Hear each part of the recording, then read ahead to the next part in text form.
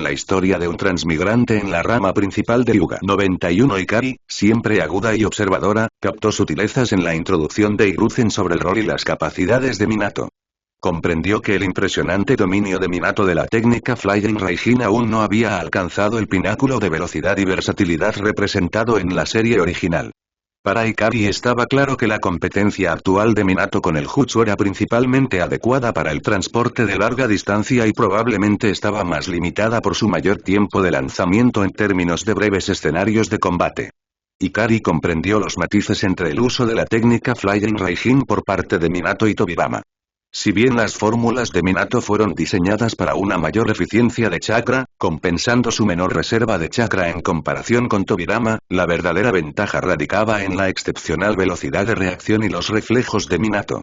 Esto le permitió implementar la técnica de manera efectiva en rápida sucesión, lo que es particularmente útil en combate cuerpo a cuerpo donde la respuesta inmediata es crucial. Sin embargo, Ikari observó que Minato no había desarrollado completamente esta velocidad legendaria a su máximo potencial, lo que limitaba su capacidad para utilizar el Raijin volador en condiciones de batalla intensas donde eran necesarias decisiones en fracciones de segundo.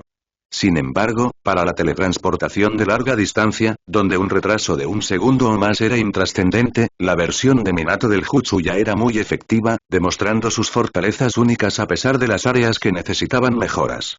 Ikari no estaba sorprendida de que Minato hubiera logrado tal habilidad con la técnica Flying Raijin a la relativamente joven edad de alrededor de 20 años. Ser discípulo de Jiraiya, incluso mientras todavía estaba en la Academia Ninja, tenía sus ventajas. Esto llevó a Ikari a especular sobre la temprana edad en que Hiruzen, a través de Jiraiya, le había presentado a Minato la técnica del Raijin volador para que la practicara. Este comienzo temprano bajo la tutela de mentores tan hábiles le proporcionó a Minato una importante ventaja en el dominio de un jutsu que exigía una precisión y un control excepcionales. Sin embargo, reflexionando sobre las intenciones actuales de Hiruzen, Ikari concluyó mentalmente.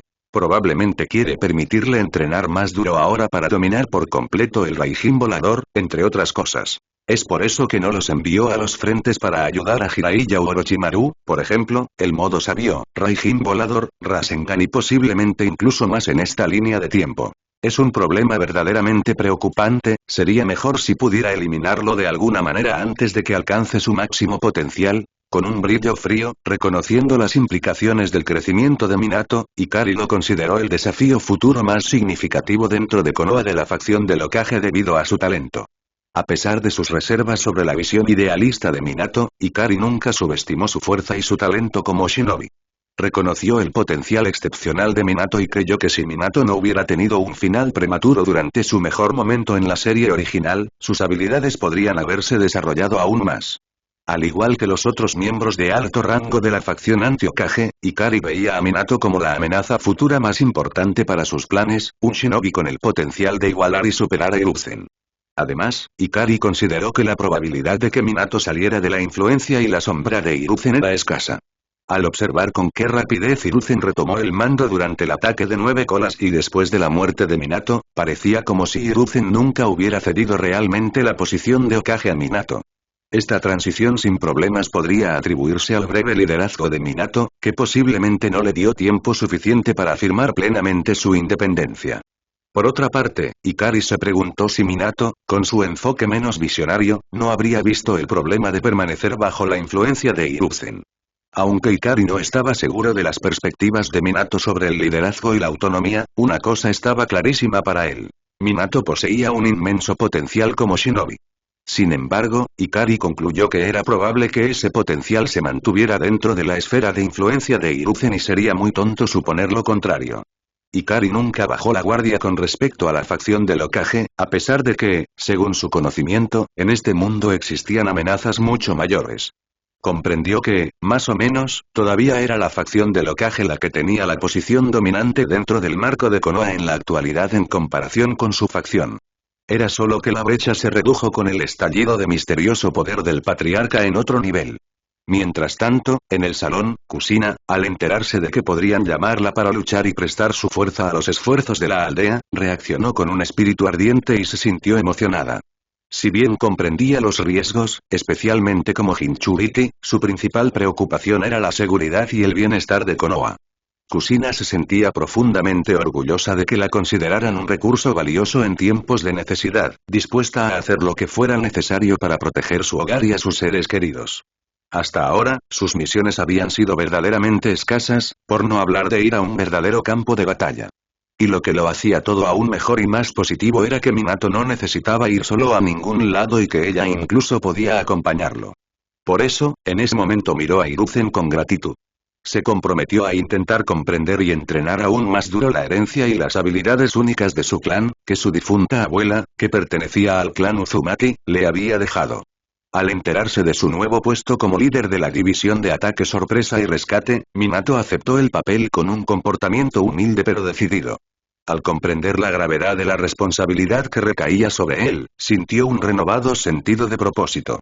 Minato reflexionó sobre las implicaciones de su nuevo rol, viéndolo como una oportunidad invaluable para dedicar más tiempo a su entrenamiento. Esta posición básicamente me otorga más tiempo para prepararme. No defraudaré a nadie. Me esforzaré más que nunca para apoyar la estabilidad y la unidad de Konoha y cumplir mi objetivo de convertirme en Hokage, decidió. Su determinación era evidente mientras apretaba los puños. Al captar la mirada emocionada de Kusina, reconoció la responsabilidad adicional de protegerla, especialmente dado su estatus único como Jinchuriki en medio de las crecientes presiones internas y externas. Esta comprensión lo impulsó a pensar más allá de sus capacidades actuales. He sido complaciente. Es hora de innovar, refinar mis técnicas y desarrollar otras nuevas. Necesito trabajar de manera más inteligente y más dura que nunca. El compromiso de Minato con su crecimiento y con la defensa de Konoha era inquebrantable, impulsado por su profundo sentido del deber y su amor por Kusina. Tras la decisión sobre el nuevo rol y división de Minato, la reunión de la asamblea avanzó rápidamente hacia su conclusión. Los pasos finales incluyeron la firma de documentos importantes y transcripciones que registraron oficialmente los resultados de la reunión.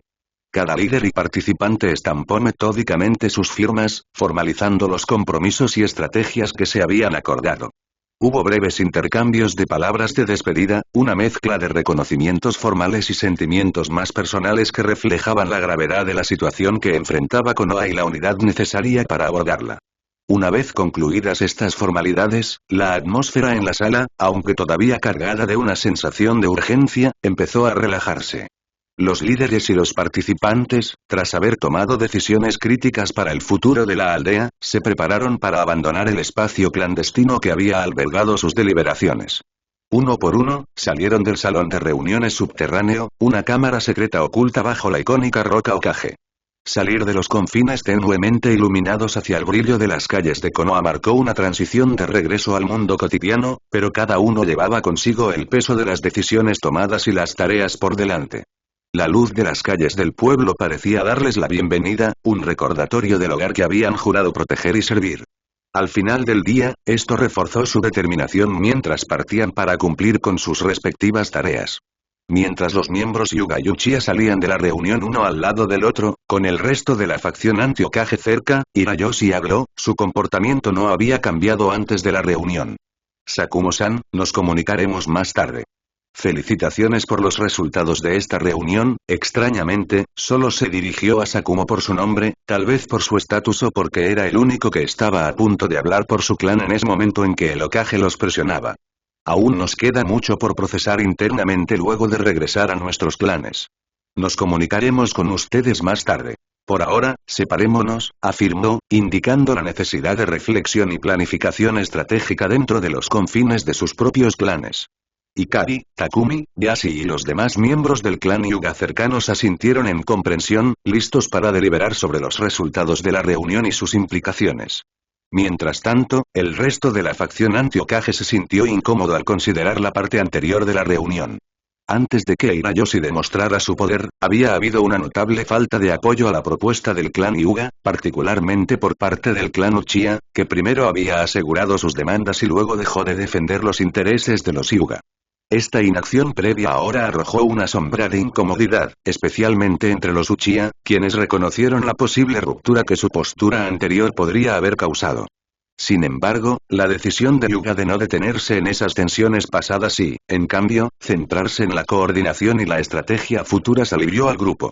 Este gesto de mirar hacia adelante en lugar de aferrarse a los agravios señaló una voluntad de mantener la unidad dentro de la facción anti-Hokage a pesar de la dinámica compleja y los intereses en competencia que habían surgido durante la reunión.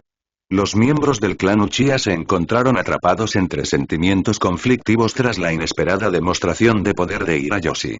Por un lado, había una sensación de satisfacción y alivio. Tener un aliado tan poderoso sin duda fortalecía su posición contra la facción del Hokage, ofreciendo más esperanza en su lucha por recuperar influencia dentro de Konoha. Este nuevo desarrollo prometía una defensa más robusta y una ventaja estratégica que no habían previsto, lo que podría alterar significativamente el equilibrio de poder a su favor. Sin embargo, esta perspectiva positiva se vio ensombrecida en cierta medida por una realidad menos cómoda. La repentina afirmación de dominio de los Hyuga, encabezada por la demostración de Hirayoshi, tuvo implicaciones inesperadas para la jerarquía interna de la facción anti-Hokage. Los Uchiha, un clan con un orgullo profundamente arraigado y un antiguo sentido de prominencia dentro de la aldea, ahora enfrentaban la realidad de otro clan ascendiendo a una posición de claro liderazgo dentro de su coalición. Ante estos acontecimientos, las rivalidades internas dentro del clan Uchiha pasaron a un segundo plano momentáneamente cuando el gran anciano Setsuna y el patriarca Fugaku compartieron una mirada significativa. Este intercambio estuvo cargado de comprensión tácita y preocupación por la creciente situación en Konoha y más allá, reconociendo que la dinámica del poder estaba cambiando rápidamente e impredeciblemente. La revelación del antiguo y formidable poder del clan Hyuga, junto con la falta de recientes despertares del Mangekyou Sharingan por parte de los Uchiha, subrayó una creciente preocupación. Los Uchiha se habían enorgullecido durante mucho tiempo de su poderoso Kekkei Genkai, pero la ausencia de nuevos usuarios de Mangekyou Sharingan dentro de sus filas, junto con ningún poder secreto equivalente al de los Hyuga, resaltaron una necesidad urgente de acción. Fugaku y Setsuna se dieron cuenta de la urgencia de desbloquear el potencial del Mangekyou Sharingan dentro de su clan. Para Fugaku, esto significó aceptar el inevitable conflicto de la próxima guerra como una oportunidad para superar sus límites y lograr el despertar. Su determinación era clara y comprendía los sacrificios y riesgos que implicaba perseguir tal poder.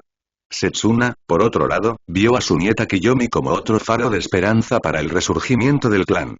La expectativa de que ella también pudiera despertar el Mangekyou Sharingan colocó una pesada carga sobre sus hombros, una carga que Setsuna reconoció con una mezcla de esperanza y aprensión.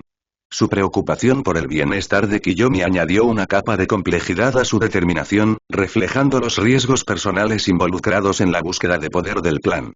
Mientras tanto, incluso cuando la reunión se estaba dispersando, Kiyomi se encontró todavía lidiando con las consecuencias de la demostración de poder del patriarca Hyuga. Ella se despidió en secreto de Ikari, con su mente acelerada pensando en la explosión de chakra que parecía la fuerza de un océano desatada por su patriarca. Esta revelación inesperada destrozó por completo sus nociones preconcebidas sobre el clan Hyuga, al que, como muchos en su clan, siempre había considerado un paso por detrás de los Uchiha en términos de puro poder.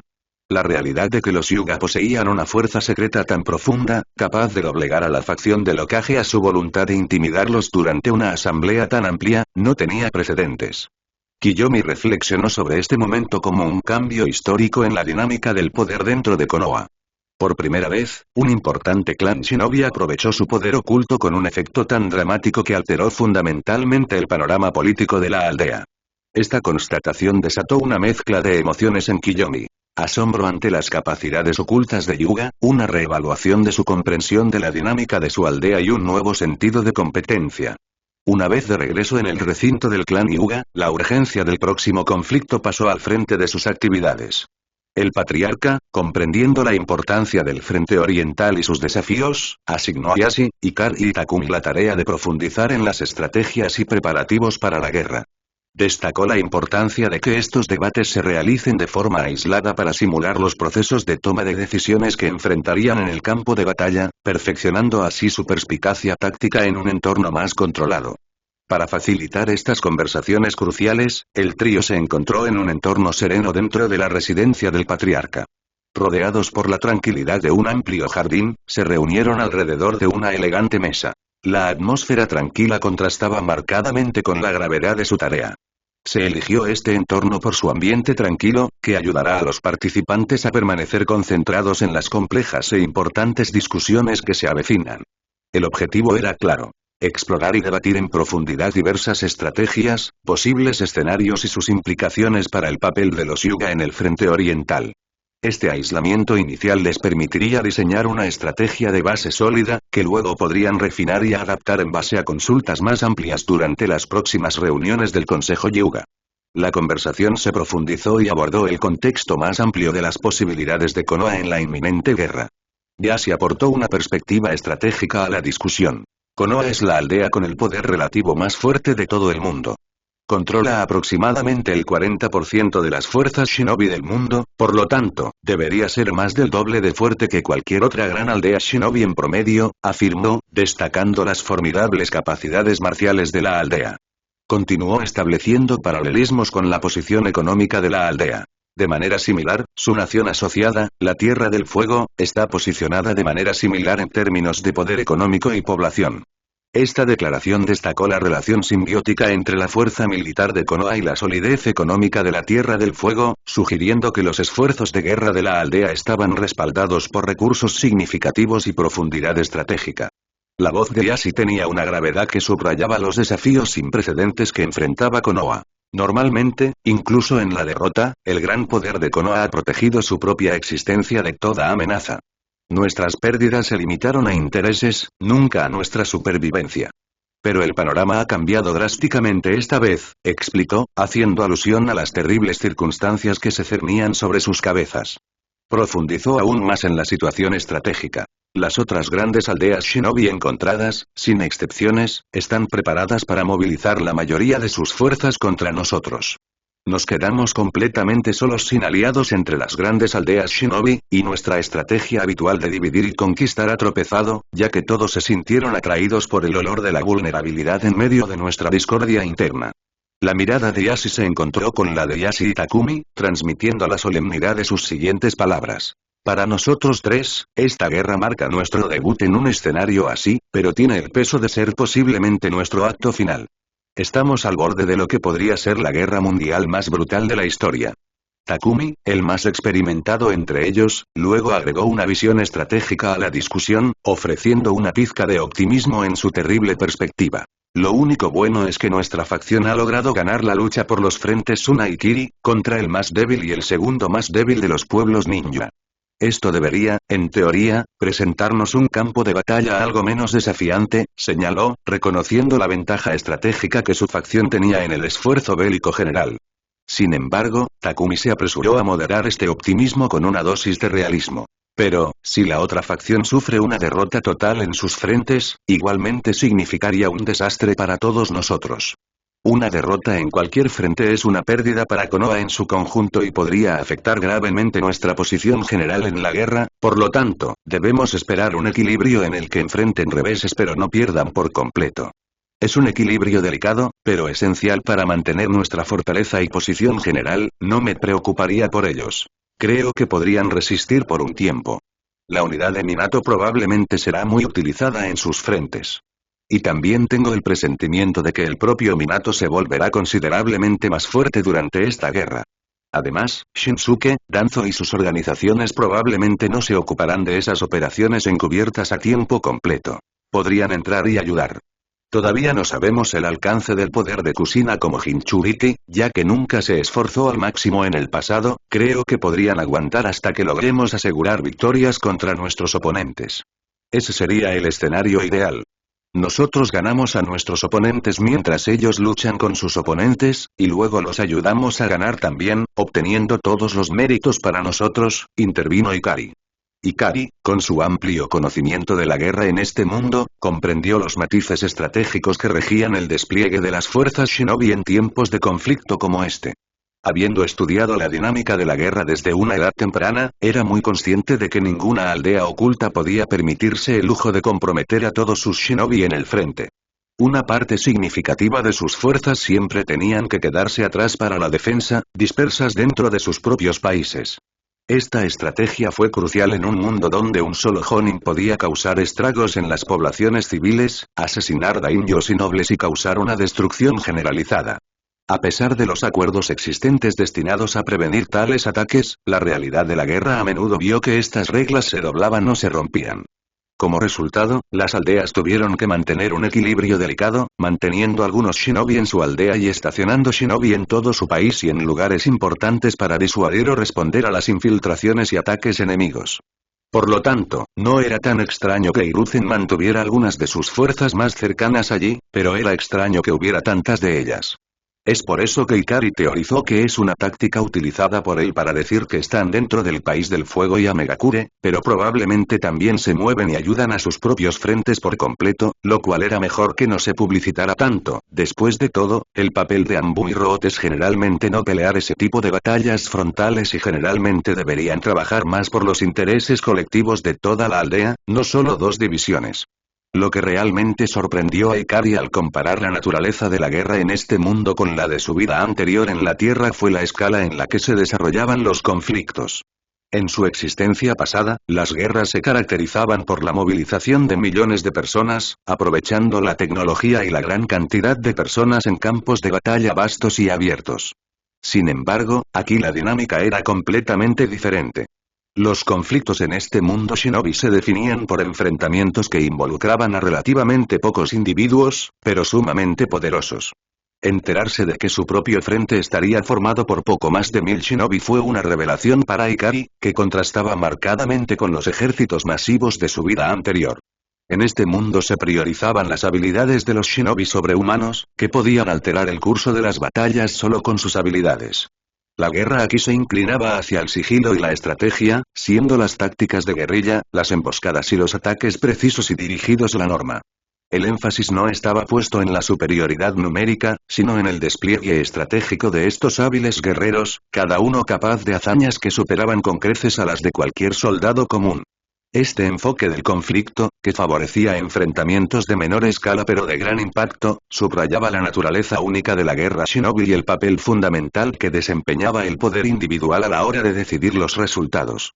Después de profundizar en discusiones sobre temas más amplios de la guerra, el panorama geopolítico y la preparación general de Konoha para el conflicto inminente, el trío cambió su enfoque más directamente a su preocupación inmediata: la estrategia para el frente oriental que se les había encomendado liderar.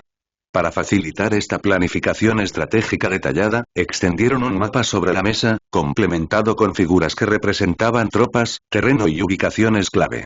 Esta ayuda visual fue crucial para su planificación, permitiéndoles conceptualizar sus estrategias con precisión. Y así, tomando la iniciativa en este segmento de su reunión, se volvió hacia el quinto anciano, Takumi, con una pregunta que sentaría las bases para sus discusiones tácticas. Quinto anciano, ¿cómo cree que deberíamos estructurar nuestro frente?, preguntó. Esta pregunta no se refería solo al despliegue de tropas, sino que abarcaba consideraciones más amplias sobre posiciones defensivas, posibles puntos de ataque y la mejor manera de aprovechar sus puntos fuertes únicos contra el enemigo. Basándose en su amplia experiencia, Takumi trazó una estrategia integral para estructurar sus fuerzas a lo largo del frente oriental. Creo que lo mejor es dividir nuestras fuerzas en 3 grupos principales, cada uno responsable de un segmento específico de nuestro frente. Las áreas sur, central y norte. El grupo norte debería posicionarse en la Tierra del Agua Caliente, utilizándola como una zona de amortiguación estratégica entre la Tierra del Fuego y la Tierra del Agua. Esta ubicación puede servir como un punto crítico de defensa y control, explicó, destacando la ventaja geográfica que podrían aprovechar. Takumi continuó detallando el posicionamiento de las fuerzas centrales. El segmento central debe estar firmemente establecido en el País del Fuego, específicamente a lo largo de la costa frente al País del Agua, cerca del antiguo Uzushigakure. Dada la separación del mar, la defensa de esta área es crucial. Por último, Takumi abordó la estrategia del sur. La fuerza del sur debe centrarse en disputar el territorio continental del País del Agua. Esta pequeña pero estratégicamente importante área representa una vulnerabilidad significativa para ellos, dado su aislamiento de su masa continental principal. Al intensificar nuestros esfuerzos aquí, podemos explotar esta debilidad y aprovechar nuestra ventaja continental para presionarlos aún más. Ikari, aportando su visión táctica, apoyó el marco de Takumi con un énfasis estratégico en el frente sur. Teniendo en cuenta la geografía y el valor estratégico, nuestra fuerza más poderosa debería desplegarse en el frente sur. Al analizar el mapa que se les presentó, sugirió: Si logramos infiltrarnos y tomar el control del territorio continental de la Tierra del Agua, no solo sería una victoria significativa en sí misma, sino que también serviría como un punto de lanzamiento fundamental para futuras operaciones contra sus territorios insulares, incluida la isla principal. Mientras hablaba, su dedo trazaba los puntos críticos en el mapa, resaltando posibles rutas de avance y áreas de interés estratégico. La sugerencia de Ikari de priorizar el frente sur se basaba en una visión a largo plazo de la guerra, con el objetivo de establecer un punto de apoyo que pudiera cambiar drásticamente el equilibrio de poder a favor de Konoha. Al concentrar sus fuerzas más capaces en este momento crítico, podrían crear un efecto dominó, abriendo nuevas oportunidades para maniobras ofensivas en los territorios de la Tierra del Agua. Este enfoque estratégico subrayó la importancia de ganar batallas y posicionarse ventajosamente a lo largo de la guerra. El análisis de Ikari complementó la estructuración inicial de Takumi, formando juntos una estrategia cohesiva que aprovechó las ventajas geográficas para lograr el máximo impacto. Después de escuchar los análisis de Takumi y Ikari, Yashi asintió con la cabeza. Quinto anciano, Ikari, estoy de acuerdo con tus opiniones. Entonces parece que esta parte sur de nuestro frente también debería dejarse en manos de Ikari, ya que es el más fuerte entre nosotros, concluyó. Esta decisión, aunque significativa, se tomó con confianza, lo que refleja la confianza de Isashi en Ikari. Y así, con un claro sentido de mando y una visión estratégica, continuó delineando responsabilidades. Quinto anciano, debes supervisar las operaciones en el área de la Tierra del Agua Caliente. Es importante tener en cuenta que podríamos enfrentarnos a shinobi de Kumogakure allí, por lo que la preparación para tales encuentros también es crucial, aconsejó, resaltando además. Asumiré la responsabilidad de la parte central del frente y también actuaré como coordinador central entre sus dos grupos, declaró Yashi, afirmando su papel como eje. Mientras Yashi describía la distribución de sus fuerzas, Ikari reflexionó una vez más sobre la naturaleza única de la guerra en este mundo shinobi, contemplando lo que significa para él realmente liderar una parte de su frente. Reconoció un marcado contraste entre las batallas fijas y a gran escala de su mundo anterior y los enfrentamientos fluidos y dinámicos del panorama shinobi. En este mundo, donde unos pocos miles de shinobi, en promedio, podían participar en cada frente entre las aldeas, el enfoque de la guerra era fundamentalmente diferente. La ausencia de posiciones fijas o fortificaciones en las líneas del frente significaba que la estrategia de batalla dependía en gran medida de la movilidad y la adaptabilidad. Entendiendo que la amenaza de que shinobi enemigos se infiltraran en su territorio era una preocupación constante, Ikari apreció la necesidad de distribuir fuerzas en una red amplia. Esta formación, compuesta por numerosos escuadrones más pequeños dispersos a lo largo del frente, fue diseñada para crear capas superpuestas de defensa. Cada equipo, especialmente el reforzado por shinobi sensorial, desempeñaba un papel crucial en el mantenimiento de la integridad de esta red defensiva. Sin ellos, todo se desmoronaría rápidamente, por lo que Ikari ahora comprendió que este también era otro papel útil de los shinobi civiles de este mundo. Sin embargo, aunque era bueno para la aldea, esa especialización shinobi tuvo la mayor cantidad de bajas en el frente porque apenas podían pelear, ya que pasaron décadas solo desarrollando su detección de chakra. Estos shinobi sensoriales, con su capacidad para detectar brechas en la formación, eran indispensables para la alerta temprana y el mantenimiento del conocimiento de la situación. Utilizaban bengalas especiales y pergaminos de comunicación para avisar a todos los demás para que vinieran a ayudar si era necesario, especialmente si había una disputa en torno a algún objetivo estratégico. En este contexto, Ikari se dio cuenta de la importancia vital de los shinobi sensoriales, en su mayoría de origen civil. Su entrenamiento especializado se centró casi por completo en mejorar sus capacidades sensoriales, lo que reforzó su papel en la vigilancia y el reconocimiento en lugar del combate. A pesar de su rango de detección más amplio en comparación con el alcance preciso pero más limitado del Byakugan de los Hyuga, los shinobi sensoriales sirvieron como los ojos de largo alcance del ejército. Por el contrario, los Hyuga, con su Byakugan, sobresalían en el reconocimiento de corto alcance, ofreciendo inteligencia detallada dentro de su línea de visión justo antes de los enfrentamientos reales. Ikari comprendió además la importancia fundamental de las maniobras de persecución y contraataque en la guerra shinobi. La naturaleza del combate en este mundo exigía tanto preparación para luchar como agilidad en la respuesta, tanto para perseguir a un enemigo como para evadir la persecución. Si un enemigo lograba eludir la línea de defensa inicial, no era simplemente una cuestión de defensa, sino un cambio inmediato al seguimiento ofensivo. Los exploradores y los shinobi de tipo sensorial se movilizarían rápidamente para localizar al infiltrado, empleando una combinación de persecución y contramaniobras estratégicas diseñadas para atacar directamente al enemigo o guiarlo inteligentemente hacia trampas y emboscadas preparadas. Este enfoque subrayó el entrenamiento de las fuerzas shinobi en adaptabilidad. Fueron entrenados en el arte del movimiento constante, asegurando que nunca fueran objetivos estáticos. La propia estructura de su despliegue permitió un rápido reposicionamiento, asegurando que las unidades pudieran redistribuirse en función de la información más reciente sobre los movimientos del enemigo. Tal fluidez en las tácticas garantizó que evitar un enfrentamiento directo no le diera al enemigo una ventaja táctica. Más bien, podría llevarlos a una posición más desventajosa, atrapados en un contraataque meticulosamente planeado. La comprensión de Ikari destacó la profundidad de la planificación estratégica inherente a la guerra shinobi, donde cada evasión y persecución era un movimiento calculado dentro de un juego más amplio de engaño y estrategia.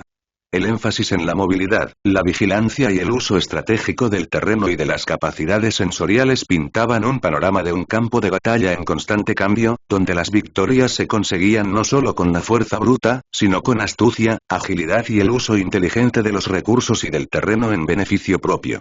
Era exactamente lo que se esperaba de la fuerza llamada ninjas.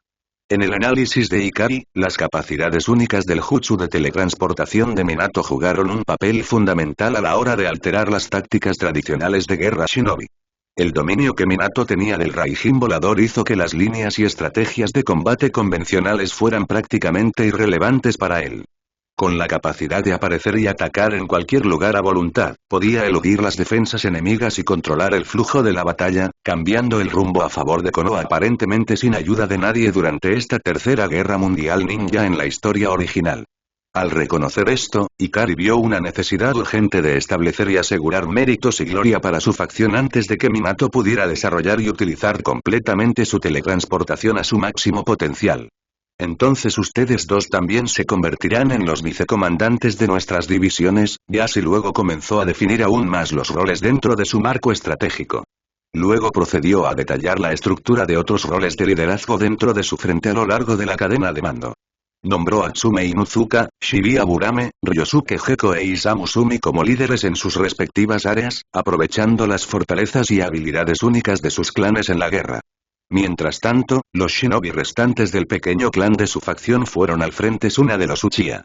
Esa fue también la razón por la que, por ejemplo, Ikari, Yashi y Takumi entendieron en secreto que la composición de sus fuerzas ofrecía una ventaja estratégica sobre la facción del Hokage en esta guerra, tanto para su frente como para el de los Uchiha. Si bien la facción del Hokage podía jactarse de tener un mayor número de shinobi en general, su fuerza era de base, compuesta por más civiles y shinobi de menor rango, y solo los shinobi del clan eran de los clanes Yamanaka, Nara y Akimichi.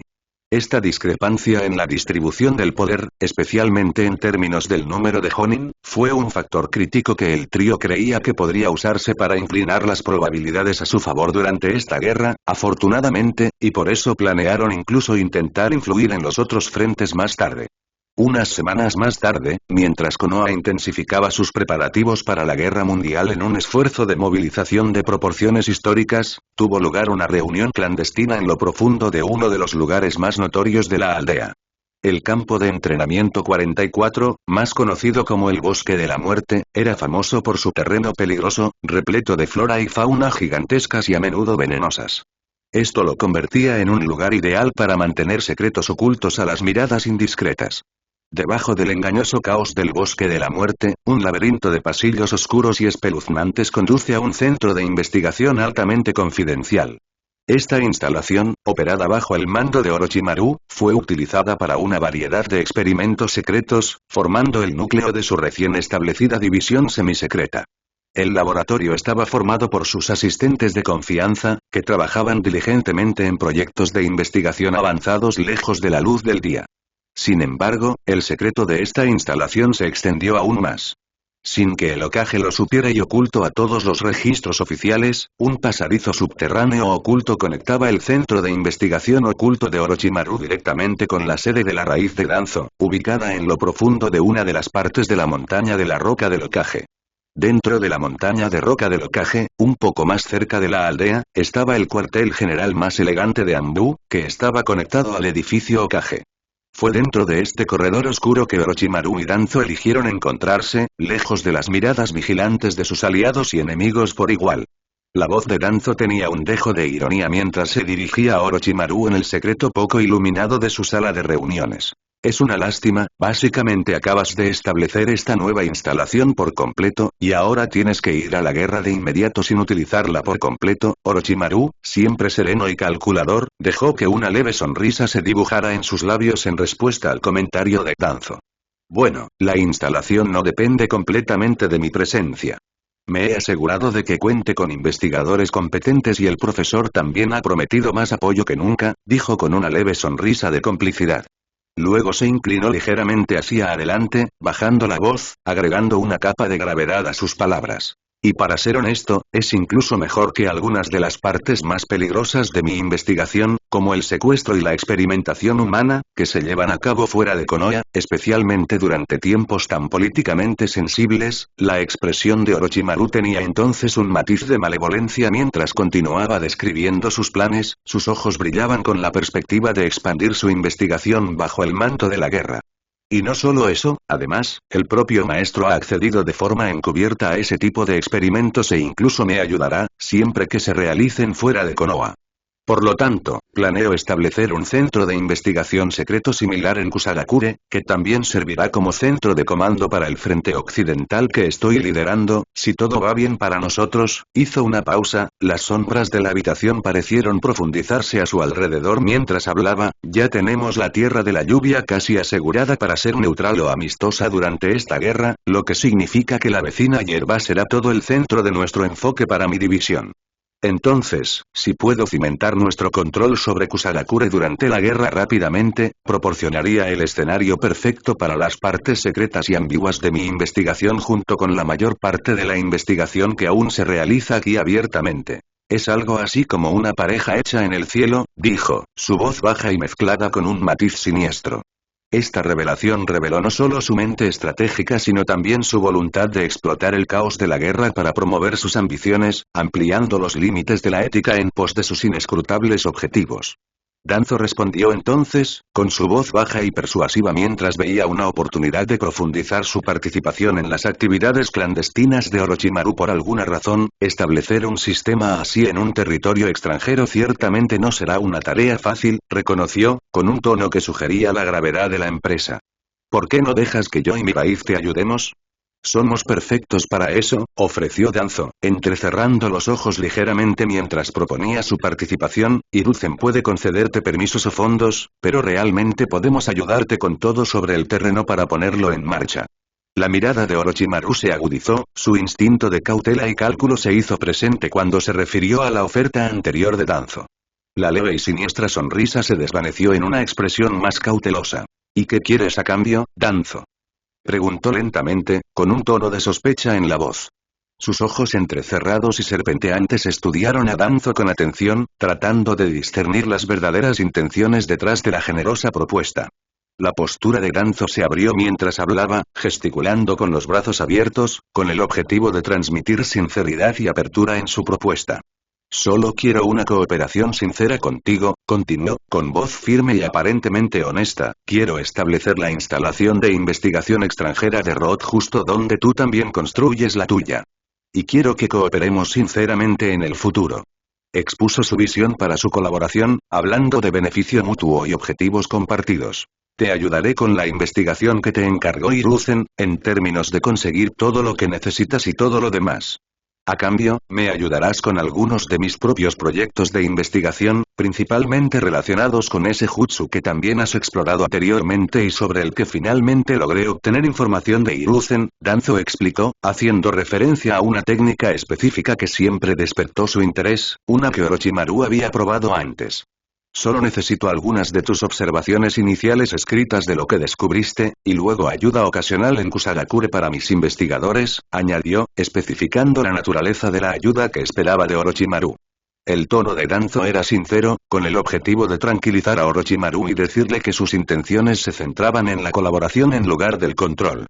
Danzo sabía exactamente lo crucial que podía ser la ayuda de Orochimaru, no solo por su asombroso intelecto, sino también por su larga trayectoria con la técnica. Reduciría en gran medida la curva de aprendizaje para Danzo y sus subordinados, ya que Orochimaru obtuvo esa técnica de Hiruzen como recompensa por completar algunas misiones de nivel S hace décadas y la ha tenido desde entonces. El tono de Orochimaru adquirió una nota de intriga a medida que profundizaba en los detalles del jutsu que interesaba a Danzo. Sí, te entiendo, Danzo, el Edo Tensei, es realmente un concepto fascinante, lleno de potencial. Fue el concepto de jutsu más fascinante y roto que he encontrado hasta ahora, reconoció, reconociendo el poder potencial y la naturaleza extraña inherente a la técnica en cuestión. Sin embargo, ese es precisamente el problema. Es más un concepto que un jutsu completamente desarrollado. Requiere una intensa experimentación humana para avanzar un paso más, explicó Orochimaru, destacando las oscuras necesidades que implicaba dicha investigación. Su mirada se entrecerró levemente mientras continuaba, es solo que anteriormente nunca tuve el permiso o los recursos para realizar algo así, su voz se apagó por un momento, sugiriendo las frustraciones y limitaciones que había enfrentado anteriormente. Pero, parece que finalmente lograste convencer al maestro para que te lo diera. ¿Es debido a toda la presión altísima que se ha estado acumulando sobre nuestra facción? Y su posición. Comentó con una expresión de conocimiento. Parece que anteriormente utilizó una táctica similar para obtener sus propios permisos de investigación y fondos de locaje, tal como Danzo insinuó. Danzo respondió con un asentimiento, su voz transmitía un tono de satisfacción por los recientes acontecimientos. Sí, Hiruzen ha aceptado plenamente y ya me ha proporcionado toda la información necesaria al respecto. Entonces, ¿estás de acuerdo? Continuó, reforzando los beneficios de su cooperación, también compartiremos todos los hallazgos sobre el jutsu contigo. Su oferta fue diseñada estratégicamente para apelar a la sed de Orochimaru por el conocimiento y el avance en sus artes prohibidas, presentándola como un acuerdo mutuamente beneficioso. La respuesta de Orochimaru vino con una sonrisa maliciosa, mencionando también las raíces profundas de sus colaboraciones pasadas. Por supuesto, ¿cómo podría decir que no a eso? ¿Y no éramos viejos socios en Roth hasta hace poco? Incluso podría ser visto como el vice-líder allí hasta hace poco, ya que Orochimaru se aventuró en su camino cuando Hiruzen le permitió establecer este departamento. Mientras consideraba la propuesta de Danzo, la mente de Orochimaru también pensó en las implicaciones más amplias de la investigación sobre el Edo Tensei. Reconoció no solo el valor inherente de dominar ese jutsu, sino también su potencial para mejorar significativamente sus otras actividades, en particular las que involucraban la manipulación de almas. Esta constatación profundizó su interés en la colaboración. La consideró una oportunidad crucial para avanzar en su comprensión y manipulación de la vida y la muerte, lo que podría revolucionar sus otros experimentos y objetivos y ampliar el alcance de su influencia en el mundo shinobi. Entonces, está decidido, Orochimaru. Hagamos grandes progresos juntos. También te brindaré la máxima ayuda con la investigación de las células de Hashirama, declaró, con un dejo de entusiasmo apenas contenido en su voz mientras consideraba el vasto potencial de sus esfuerzos combinados. A medida que el poder de la coalición anti-Hokage crecía y la exhibición del patriarca Hyuga aún persistía, Hiruzen reconoció las vulnerabilidades de su propia posición, en esta medida, por primera vez. Ante esta creciente presión, hizo concesiones estratégicas, anheladas desde hacía tiempo, tanto a Danzo como a Orochimaru, con el objetivo de fortalecer las capacidades de su facción. A pesar de sus reservas y un menor grado de confianza hacia los dos en cuestión, debido a diversas razones, principalmente relacionadas con sus tipos de personalidad, en comparación con otros miembros de su facción como Jiraiya y otros, por ejemplo, Hiruzen todavía tenía una conexión personal de larga data con Danzo y Orochimaru, al final del día, lo que influyó en su decisión. Reconociendo la necesidad de reforzar el poder de su facción y grupo de interés para contrarrestar las crecientes amenazas, Hiruzen aceptó apoyar sus ambiciones de investigación avanzada, emprendimientos que anteriormente se había mostrado reacio a autorizar debido a sus implicaciones éticas. A Danzo se le dio luz verde para profundizar en los secretos de Edo Tensei, mientras que a Orochimaru se le permitió realizar investigaciones relacionadas con la genética de Hashirama Senju. Esto marcó un cambio significativo para Hiruzen, quien, por primera vez, dejó de lado su habitual postura de principios, o mejor dicho, cobertura moralista, que lo colocaba constantemente abierto al mundo exterior, incluso a sus asociados más cercanos, para involucrarse en actividades moralmente ambiguas. Autorizó a Orochimaru a exhumar la tumba de Hashirama para recuperar su ADN, una decisión plagada de conflictos personales y éticos, considerando que Hashirama no solo era el fundador de la aldea, sino también pariente de su discípulo, Tsunade, y mentor de Hiruzen. Esta decisión subrayó la desesperación que sentía Hiruzen por mantener su liderazgo y salvaguardar la aldea en medio de un panorama político cada vez más hostil. Estaba dispuesto a traspasar los límites de la moralidad convencional para aumentar su fuerza y asegurar su supervivencia. Este cambio de estrategia fue un testimonio de las severas presiones que enfrentó, que lo llevaron a asegurar cualquier ventaja posible para contrarrestar los planes de sus rivales y solidificar su posición dentro de la aldea. En su interior, Danzo sentía una oleada de satisfacción.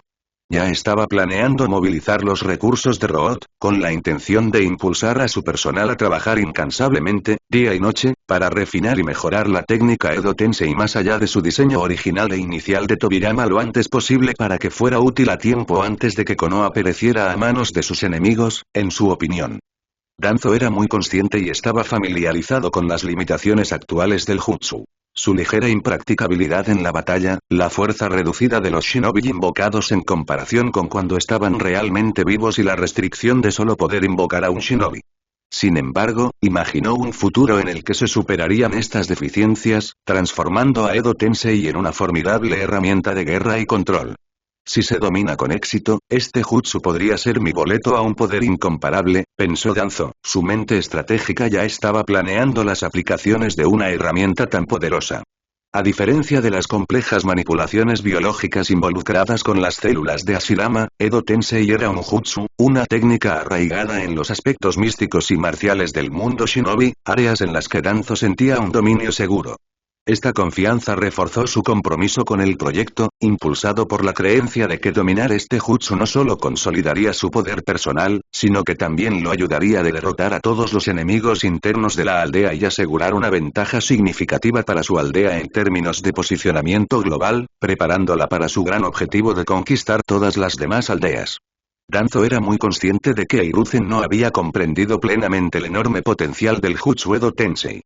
Si Hiruzen hubiera comprendido realmente sus capacidades, probablemente habría asumido un papel más activo en su desarrollo en lugar de delegarle la investigación casi exclusivamente a él. Este descuido le presentó una oportunidad estratégica. Para cuando Danzo dominara la técnica, incluso si Hiruzen más tarde lo presionó para que compartiera los hallazgos de la investigación y los secretos después de darse cuenta de lo valioso que era, sería demasiado tarde ya que Danzo pensó que sería incluso más fuerte que Hiruzen en ese momento. Pero, incluso si no Hiruzen lo presiona con éxito, entonces tomaría un tiempo considerable para que Hiruzen mismo, o cualquier otra persona, aprenda y aplique el complejo jutsu de manera efectiva y también evalúe lo correcto de lo incorrecto a partir de la información que se les proporciona. Durante este periodo, Danzo planeó aprovechar sus nuevos conocimientos para mejorar significativamente su posición dentro de la aldea, lo que podría cambiar el equilibrio de poder más que nunca. Esta ventaja estratégica podría permitirle consolidar su influencia.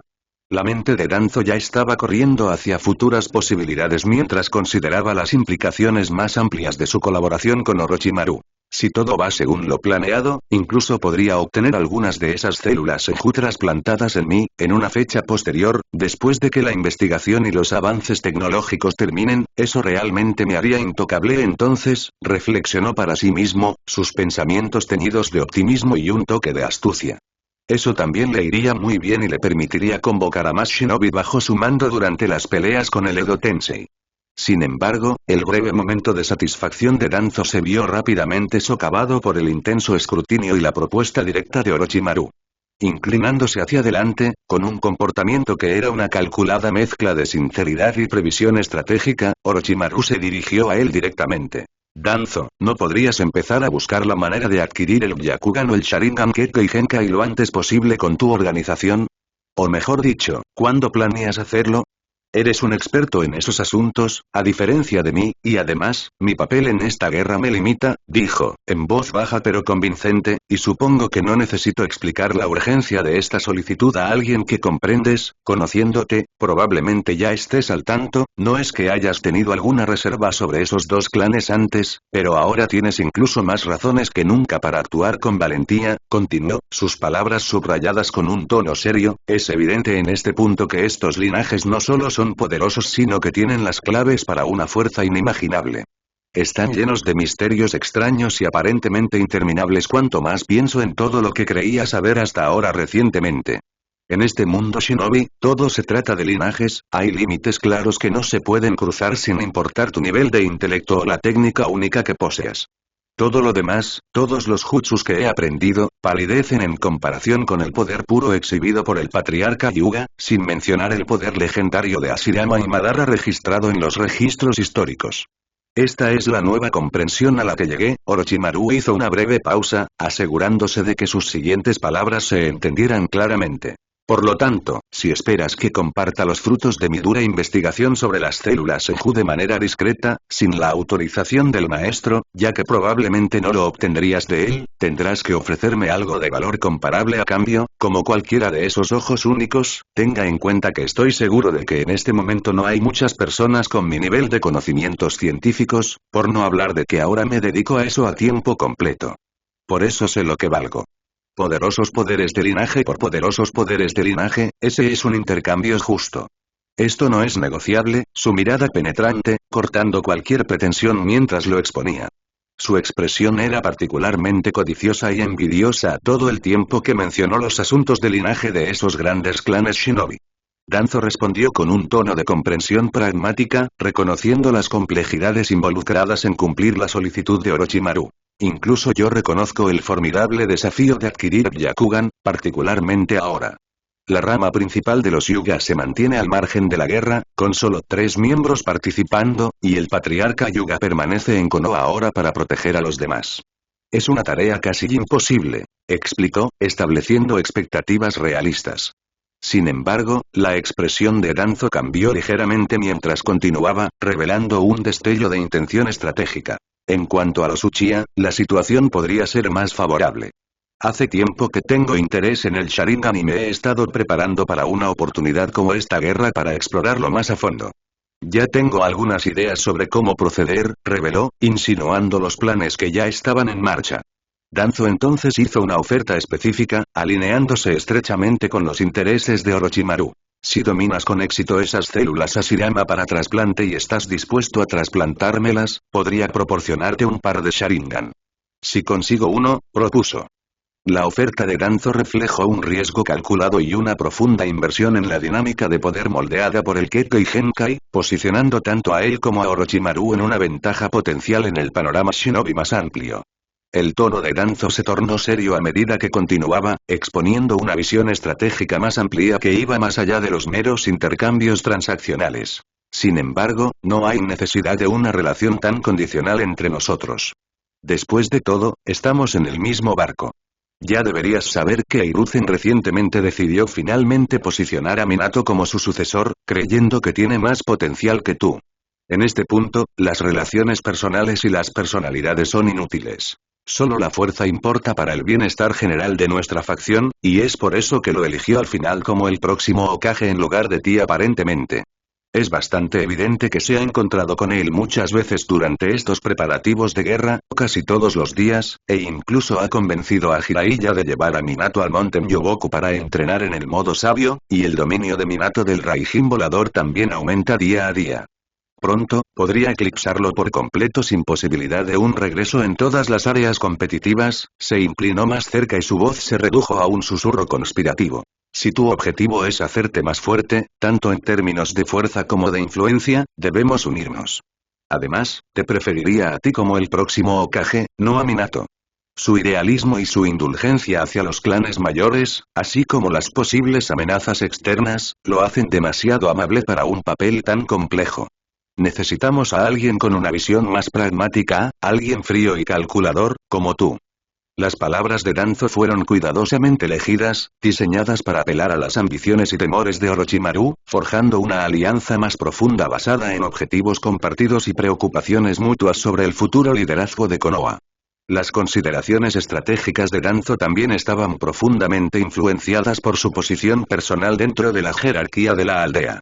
Era muy consciente de que el ascenso de Minato a Hokage podría poner en peligro su posición, dada la visión poco favorable que Minato tenía de él en el peor de los casos y neutral en el mejor de los casos, nada parecida a la relación personal cercana y de toda la vida que compartió con Hiruzen, por ejemplo. Esto hizo que el liderazgo potencial del joven shinobi fuera una amenaza directa a su influencia y operaciones dentro de Konoha. Los ideales de Minato y su percepción de mis métodos no coinciden. Si asciende a Hokage, debilitaría significativamente mi posición dentro de la aldea, confesó Danzo, con un tono cargado de preocupación por el futuro panorama político. Por lo tanto, te veo a ti, Orochimaru, como un candidato más adecuado para Hokage. Sin embargo, para que seas un candidato viable, debes crecer significativamente en fuerza y recoger más méritos, y haré todo lo posible para ayudarte a cambio de que aumentes mi posición una vez que te conviertas en el próximo Hokage muchos años en el futuro gracias a mi ayuda, afirmó Danzo, destacando la necesidad de que Orochimaru mejore su perfil público y político dentro de la aldea primero.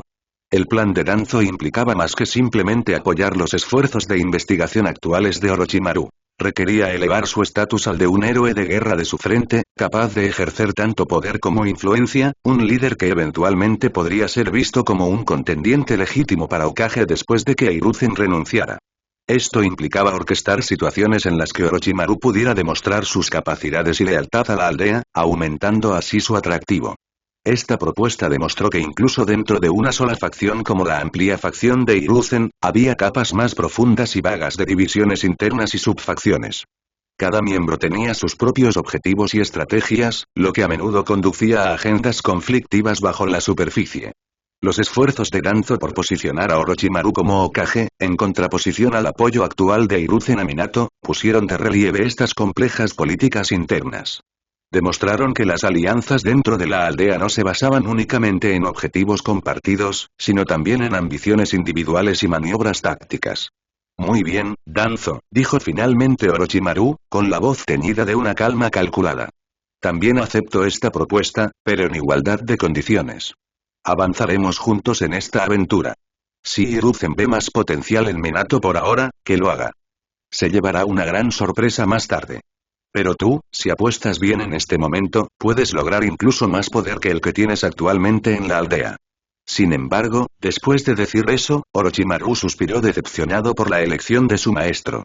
Orochimaru también sintió una punzada de indignación por la reciente preferencia más sutil de Hiruzen por Minato después de la gran demostración de poder del patriarca Hyuga en ese entonces. De ahí la sugerencia indirecta de que Minato tenía más potencial en términos de poder personal para estos tiempos difíciles, ya que Hiruzen comenzó a acercarse cada vez más a él justo después de que terminara esa reunión en ese entonces. En una era donde el poder determinaba tanto el estatus como la supervivencia, Orochimaru era profundamente consciente de que parecer débil ya no era una opción. Reconoció que sus ambiciones, en particular su investigación sobre la inmortalidad y el ascenso en la jerarquía del mundo shinobi, dependían en gran medida de tener financiación y autonomía. Para conseguirlos, era esencial convertirse en el próximo Hokage de Konoha. Sin esa posición, corría el riesgo de ser marginado y obligado a vivir al margen del mundo ninja como un vagabundo. Orochimaru también comprendía la dinámica política en juego. Por eso aceptó tan fácilmente unir fuerzas con Danzo. Incluso si la facción de Hiruzen triunfara sobre adversarios como los Hyuga y los Uchiha, la victoria sería hueca para él si Minato asumiera el liderazgo.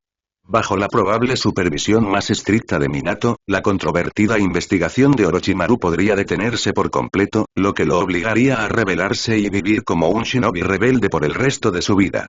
Por ahora, Danzo parecía el compañero más lógico e incluso disponible para sí mismo, ya que todos los demás, Nara, Yamanaka, Akimichi y otros asesores, ya estaban completamente en el barco de Minato o apoyaban a Minato simplemente porque era la elección de Hiruzen, como los dos asesores.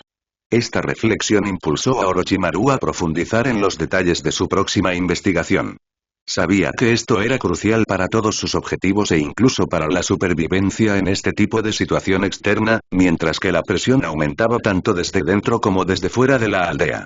El atractivo de investigar las células y el ADN de Ashirama Senju residía en el potencial de aprovechar los notables rasgos físicos del legendario shinobi, sus extraordinarias habilidades regenerativas, sus vastas reservas de chakra e incluso, en teoría, la exclusiva liberación de madera. Sin embargo, después de obtener tan valioso material genético de la tumba de Hashirama, bajo la aprobación de su maestro y ya realizando observaciones preliminares, Orochimaru se dio cuenta de que despertar la liberación de madera de Hashirama a través del trasplante era un desafío complejo, que potencialmente requería la alineación de múltiples factores, aún misteriosos para él. Dadas estas complejidades, Orochimaru ya había comenzado a considerar aplicaciones alternativas para las células Senju. Su cuerpo, aunque poderoso, no estaba naturalmente preparado para soportar los rigores del modo sabio de la cueva Ryuchi, un estado al que aspiraba para amplificar su poder. Sin embargo, recientemente le dijeron que su físico general no estaba calificado. Ahora que Minato estaba a punto de aprender el modo sabio sapo, posiblemente incluso la versión perfecta, a diferencia de Jiraiya, la presión sobre él aumentaba. Y ese también era el único poder que él consideraba que ahora podía rivalizar con esas excepcionales habilidades de tipo linaje y esencialmente ayudarlo a luchar contra su destino preprogramado como shinobi, en el que muchos shinobi de origen civil como él se quedaron atrapados y luego fueron devorados en este tipo de mundo a lo largo del tiempo. Por lo tanto, planeó usar las células Senju para intentar mejorar su resistencia fisiológica y su compatibilidad con la energía natural, allanando así el camino para que dominara el modo sabio serpiente perfecto lo antes posible para darle las calificaciones para luchar por su posición. Pero las ambiciones de Orochimaru se extendían más allá de la mejora de sus habilidades físicas. También planeó continuar perfeccionando su formidable y único jutsu, la reencarnación del cadáver viviente, para sus esfuerzos de inmortalidad, y el Edo Tensei, en colaboración con Danzo, para su mayor comprensión de las almas. Además, estaba interesado en explorar los secretos del Sharingan y los poderes del linaje en general, si Danzo lograba adquirir un par para él. Su curiosidad se vio despertada por el potencial de desbloquear nuevos niveles de poder al integrar estas diversas ramas de investigación, que abarcan las almas, la genética, las células, la energía natural y más.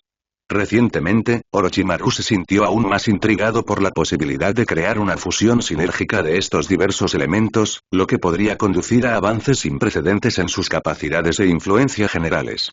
Sin embargo, en el exterior, después de formalizar su cooperación, Danzo y Orochimaru continuaron su planificación estratégica, hablando con precisión calculadora, estando en la misma longitud de onda por completo y siendo similares en personalidad. Ahora se estaban centrando en cómo posicionar con éxito a Orochimaru como el próximo Hokage. Discutieron el fortalecimiento de la base de poder de Orochimaru, particularmente a través de su mando del frente occidental durante la guerra. Se imaginaron construir un grupo leal de shinobi bajo su liderazgo, una fuerza que pudiera apoyar su candidatura para Hokage incluso después de que el conflicto terminara y se acercara potencialmente el momento de nuevas elecciones de Hokage. Luego Danzo y Orochimaru pasaron un tiempo considerable en los oscuros confines de su lugar de reunión subterráneo, planificando meticulosamente cada paso de este ambicioso esfuerzo. El día de su despliegue, la mañana de Ikari estuvo llena de despedidas, ya que la movilización de Konoha estaba a punto de finalizar. Estaba previsto que se uniera al resto de su división pronto. En el recinto del clan Hyuga, compartió una despedida particularmente emotiva con Inome después de separarse también de todos los demás que conocía bien allí. Su preocupación era palpable y dio lugar a su primer y prolongado abrazo, un gesto que decía mucho sobre su relación en constante evolución. Ikari le aseguró que se mantendrían en comunicación constante a través de las palomas shinobi ultra rápidas especializadas secretas de su clan, no a través de los canales de tecnología de comunicación oficiales de Konoha liderados por Yamanaka y el Hokage, lo que los haría posiblemente susceptibles a intrusiones, actualizándose mutuamente sobre sus investigaciones y bienestar personal a través de cartas durante toda la guerra. Luego, Ikari se reunió en secreto con Kiyomi en el lugar habitual. Ella también estaba a punto de ser enviada al frente sur y su comportamiento era inusualmente tranquilo. Carecía de su habitual carácter juguetón y estaba muy seria y quizás incluso un poco ansiosa. Ikari hizo todo lo posible para animarla.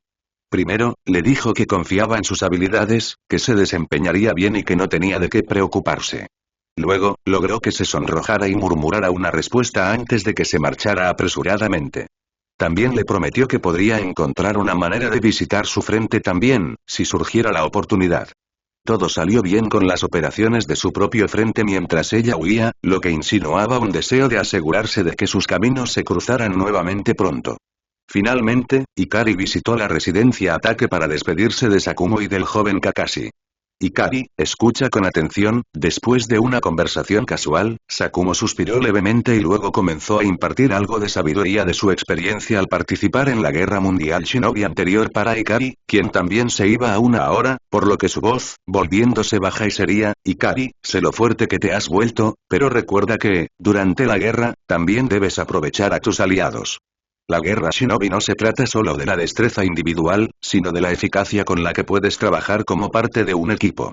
Las tácticas combinadas, en las que sincronizas tu jutsu con el de otros, pueden aumentar tus probabilidades generales de supervivencia y éxito más de lo que te imaginas. Sakumo continuó. Recuerda, conserva siempre tu fuerza en todo momento.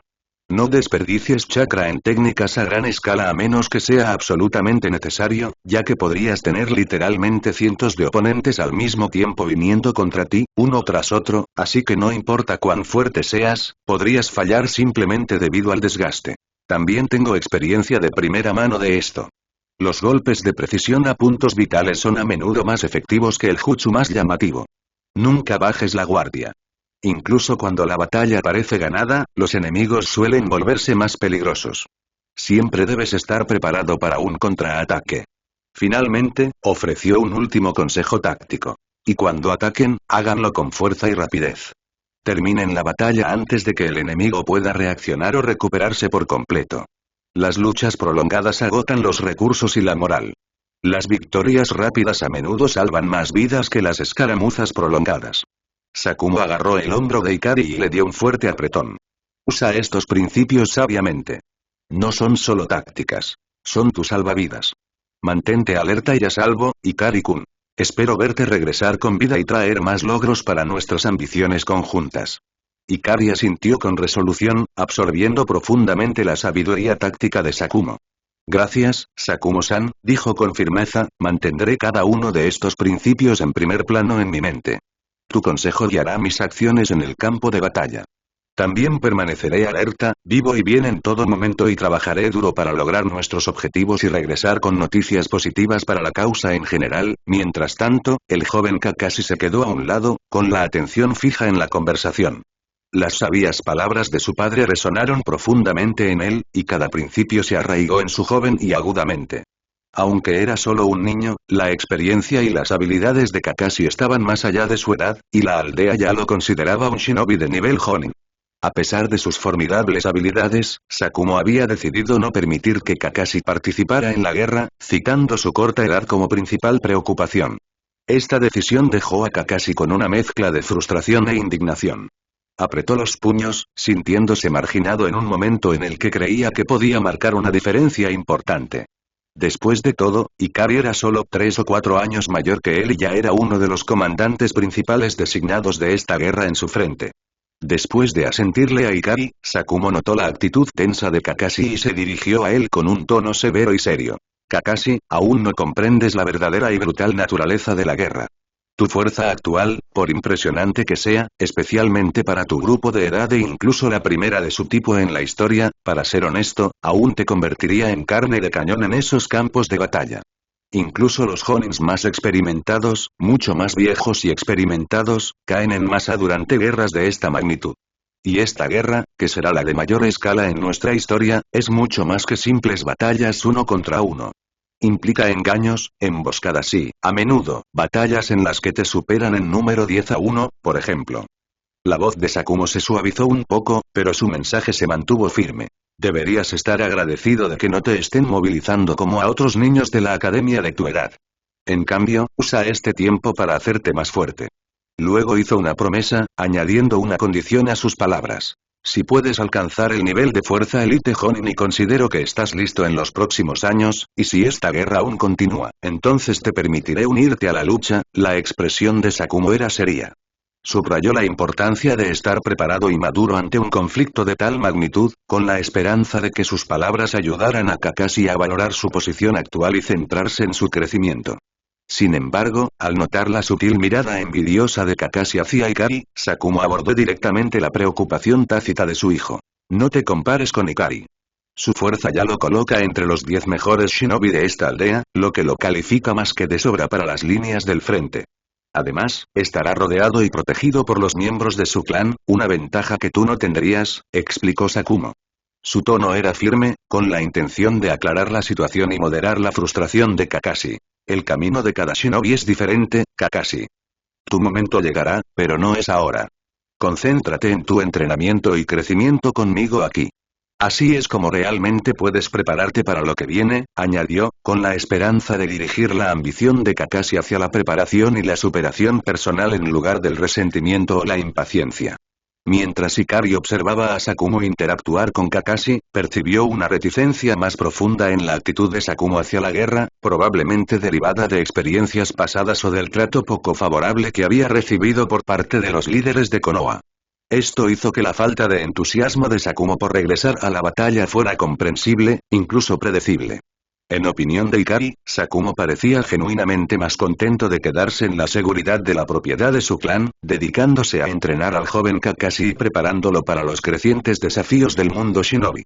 Parecía que nutrir el potencial de Kakashi y salvaguardar su crecimiento era una fuente de satisfacción para Sakumo, tal vez ofreciéndole una sensación de redención y propósito que el campo de batalla ya no proporcionaba. Estaba claro por qué ninguno de los dos necesitaba participar en esta guerra. Incluso los clanes shinobi más pequeños necesitaban mantener una cierta cantidad de sus miembros dentro del recinto del clan para preservar el linaje del clan y asegurar su supervivencia, algo que el liderazgo de Konoha no podía anular. Sakumo, como líder del clan Ataque, decidía quiénes eran. Mientras tanto, en la sala de estar, después de sentir las dudas persistentes de Kakashi y la necesidad de una demostración tangible, Sakumo decidió adoptar un enfoque más directo para resolver el asunto.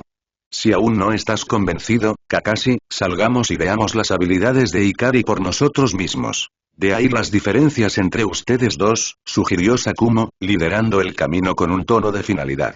Poco después, se trasladaron al patio, donde tendrían suficiente espacio para una demostración clara y segura. Este combate improvisado no solo tenía como objetivo mostrar las habilidades de combate de Hikari, sino también brindarle una lección práctica a Kakashi sobre el nivel de experiencia necesario para el liderazgo en la guerra.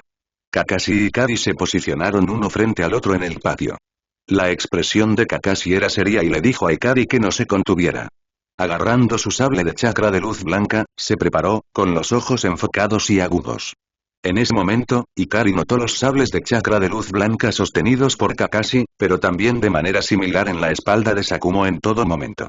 Por lo tanto, a Hikari le quedó claro que estas armas veneradas eran obviamente más numerosas que ese único elemento representado en la serie original. Después de todo, una sola arma difícilmente podría satisfacer las necesidades de todo un clan shinobi.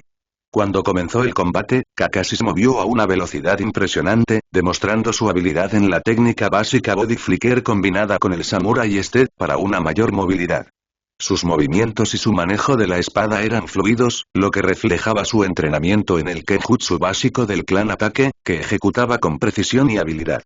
Mientras Kakashi corría a su alrededor, Hikari admiró el nivel actual alcanzado por el joven Ataque. Realmente está cerca del nivel básico de fuerza de un Jonin, incluso antes que en la serie original. Parece que la decisión de Sakumo de seguir con vida y dedicarse a entrenar a Kakashi ha sido increíblemente beneficiosa. Después de todo, la guía personal constante de un shinobi tan legendario ciertamente tiene sus ventajas, reflexionó Hikari internamente, observando los intentos de Kakashi de enmascarar la dirección de sus ataques con movimientos ágiles. Al notar un sutil asentimiento de Sakumo, Hikari lo interpretó como una señal para aumentar la intensidad de la pelea. Parece que Sakumo-san quiere que no me contenga durante esta pelea y, de hecho, le dé una lección entonces, pensó Hikari, sintiendo que era hora de enseñarle a Kakashi una valiosa lección sobre las realidades del combate en niveles superiores. Durante sus combates anteriores, Hikari siempre fue extremadamente indulgente con Kakashi debido a Sakumo, lo que podría haberle dado al joven Kakashi una impresión equivocada de sus diferencias de poder. Con un cambio rápido en su postura, Hikari activó su elemento viento. Rotación en su máxima potencia. El poderoso Jutsu creó un gigantesco y feroz torbellino a su alrededor, ocupando una gran parte del espacio de este patio, diseñado para repeler y desarmar a los oponentes. Cuando la fuerza del viento golpeó a Kakashi, lo hizo retroceder con tal intensidad que casi chocó contra una pared cercana. Sakumo reaccionó rápidamente, ya que estaba alerta, y entró en acción, moviéndose con la velocidad y precisión que caracterizaban su estatus legendario. Atrapó a Kakashi en sus brazos justo a tiempo, evitando un fuerte impacto contra la pared y una lesión potencialmente grave. Esta intervención sirvió no solo como rescate sino también como una dura lección para Kakashi. La brecha entre sus habilidades actuales y las exigencias e imprevisibilidad del combate de alto nivel. Kakashi estaba visiblemente conmocionado mientras recuperaba el equilibrio, sus ojos abiertos reflejaban una mezcla de conmoción, asombro y comprensión. La fuerza gigantesca y el alcance de la técnica de Ikari, junto con la rápida intervención de su padre, pusieron de manifiesto la intensidad y el peligro de las situaciones de combate reales. Ahora realmente se dio cuenta de que Ikari se había contenido mucho durante sus entrenamientos anteriores, ya que nunca había visto este tipo de jutsu de área de efecto tan grande de él hasta ahora por primera vez. Sakumo, todavía sosteniendo a Kakashi firme, convirtió esto en un momento de enseñanza. Kakashi, debes entender que la fuerza de un oponente puede ser abrumadora y, a veces, inesperada, comenzó Sakumo, su tono era severo e instructivo.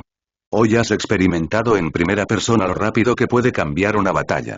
No se trata solo de las técnicas que conoces, sino de cómo te adaptas y reaccionas cuando te enfrentas a un poder superior. Kakashi asintió lentamente, asimilando las palabras de su padre.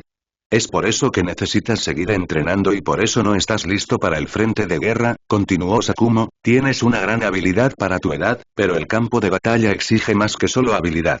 Requiere conciencia, experiencia y la sabiduría para saber cuándo luchar y cuándo retirarse. Gracias, padre, Ikari-senpai. Yo, ahora entiendo mejor, logró decir Kakashi, con una voz que era una mezcla de humildad y determinación renovada. Sakumo asintió, satisfecha de que la lección hubiera dejado su huella, sabiendo que estas experiencias convertirían a Kakashi en un shinobi digno del nombre Ataque. Mientras tanto, Arashikari observó la lección entre Sakumo y Kakashi. Sus pensamientos se dirigieron hacia las implicaciones más amplias de las actuales alineaciones de shinobi en Konoha. Como Kakashi no era parte de la fuerza shinobi regular, era obvio que no estaba en el mismo equipo con Obito y Rin bajo Minato durante este tiempo como lo estaba en el original. Esta alteración despertó su curiosidad sobre el destino de Obito y Rin, ya que ahora estaban navegando por el mundo shinobi sin la participación directa de Kakashi. Ambos eran solo genin ahora y probablemente participarían en la guerra, al igual que el resto de los shinobi de Konoha de esta generación. Rin y Obito nunca visitaron la residencia Ataque debido a diferencias políticas entre Minato y Sakumo, por ejemplo, durante este tiempo, por lo que Ikari, por lo tanto, nunca tuvo la oportunidad de conocerlos personalmente. Ikari recordó de sus interacciones pasadas con Kakashi que, aunque todavía había una apariencia de amistad entre él, Obito y Rin, sus reuniones eran poco frecuentes, se ralentizaron con el paso de los años y se tensaron debido a las tensiones entre facciones actuales. Obito y Rin, todavía solo genin, estaban bajo la tutoría exclusiva de Minato, lo que dejó a Ikari preguntándose cómo este cambio afectaría su desarrollo y roles en la inminente guerra. Estaba particularmente preocupado por Obito, cuyo destino en la línea de tiempo original estuvo dramáticamente determinado por la guerra y sus encuentros durante ella. Dado el clima político actual y la separación del equipo Minato original, Ikari especuló sobre las posibilidades, ¿Obito aún terminaría bajo la influencia de Madara? Pensó para sí mismo. Los cambios en la estructura de su equipo y la ausencia de Kakashi podrían llevar a experiencias muy diferentes tanto para Obito como para Rin en la guerra. Estos pensamientos llevaron a Ikari a considerar el efecto mariposa que sus acciones y la dinámica alterada del equipo podrían tener en la narrativa más amplia del futuro de este mundo. Sin la presencia de Kakashi y con la escala e intensidad de la guerra, los caminos de Obito y Rin podrían divergir significativamente de lo que la historia registró originalmente. Dadas las crecientes tensiones entre el clan Uchiha y la aldea, más que en la serie original, la decisión de Minato de tomar a Obito bajo su protección no fue simplemente una cuestión de casualidad o preferencia. Ikari especuló que había cálculos estratégicos en juego, probablemente orquestados por Hiruzen. A partir de sus conversaciones con Kiyomi, Ikari comprendió que Obito, al igual que Shisui, provenía de un linaje muy similar y específico de pacíficos dentro de los Uchiha.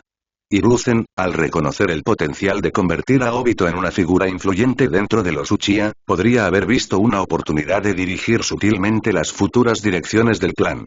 Esto haría de Obito un activo valioso, un agente de influencia potencial que podría utilizarse de diversas maneras. En cuanto a por qué el clan Uchiha consintió que Obito entrenara con Minato, fue porque su clan, al igual que todos los demás clanes shinobi, estaba obligado a contribuir con un porcentaje de sus shinobi en general a las fuerzas shinobi regulares de Konoha para misiones de forma permanente. Darle una paloma a él en ese entonces no significaba nada, ya que sospechaban de él debido a su herencia, probablemente en primer lugar. Y eso significaba que no tendrían que preocuparse de que Minato le lavara el cerebro a uno de los suyos en ese entonces, ya que, hoy en día, ya no lo consideraban suyo. Ya que la facción de la Paloma quedó al margen de todos los asuntos del clan durante los últimos años después de que el clan Uchiha formara la coalición anti-Hokage, o simplemente se cambiara a otras facciones. Ikari también reflexionó sobre Obito.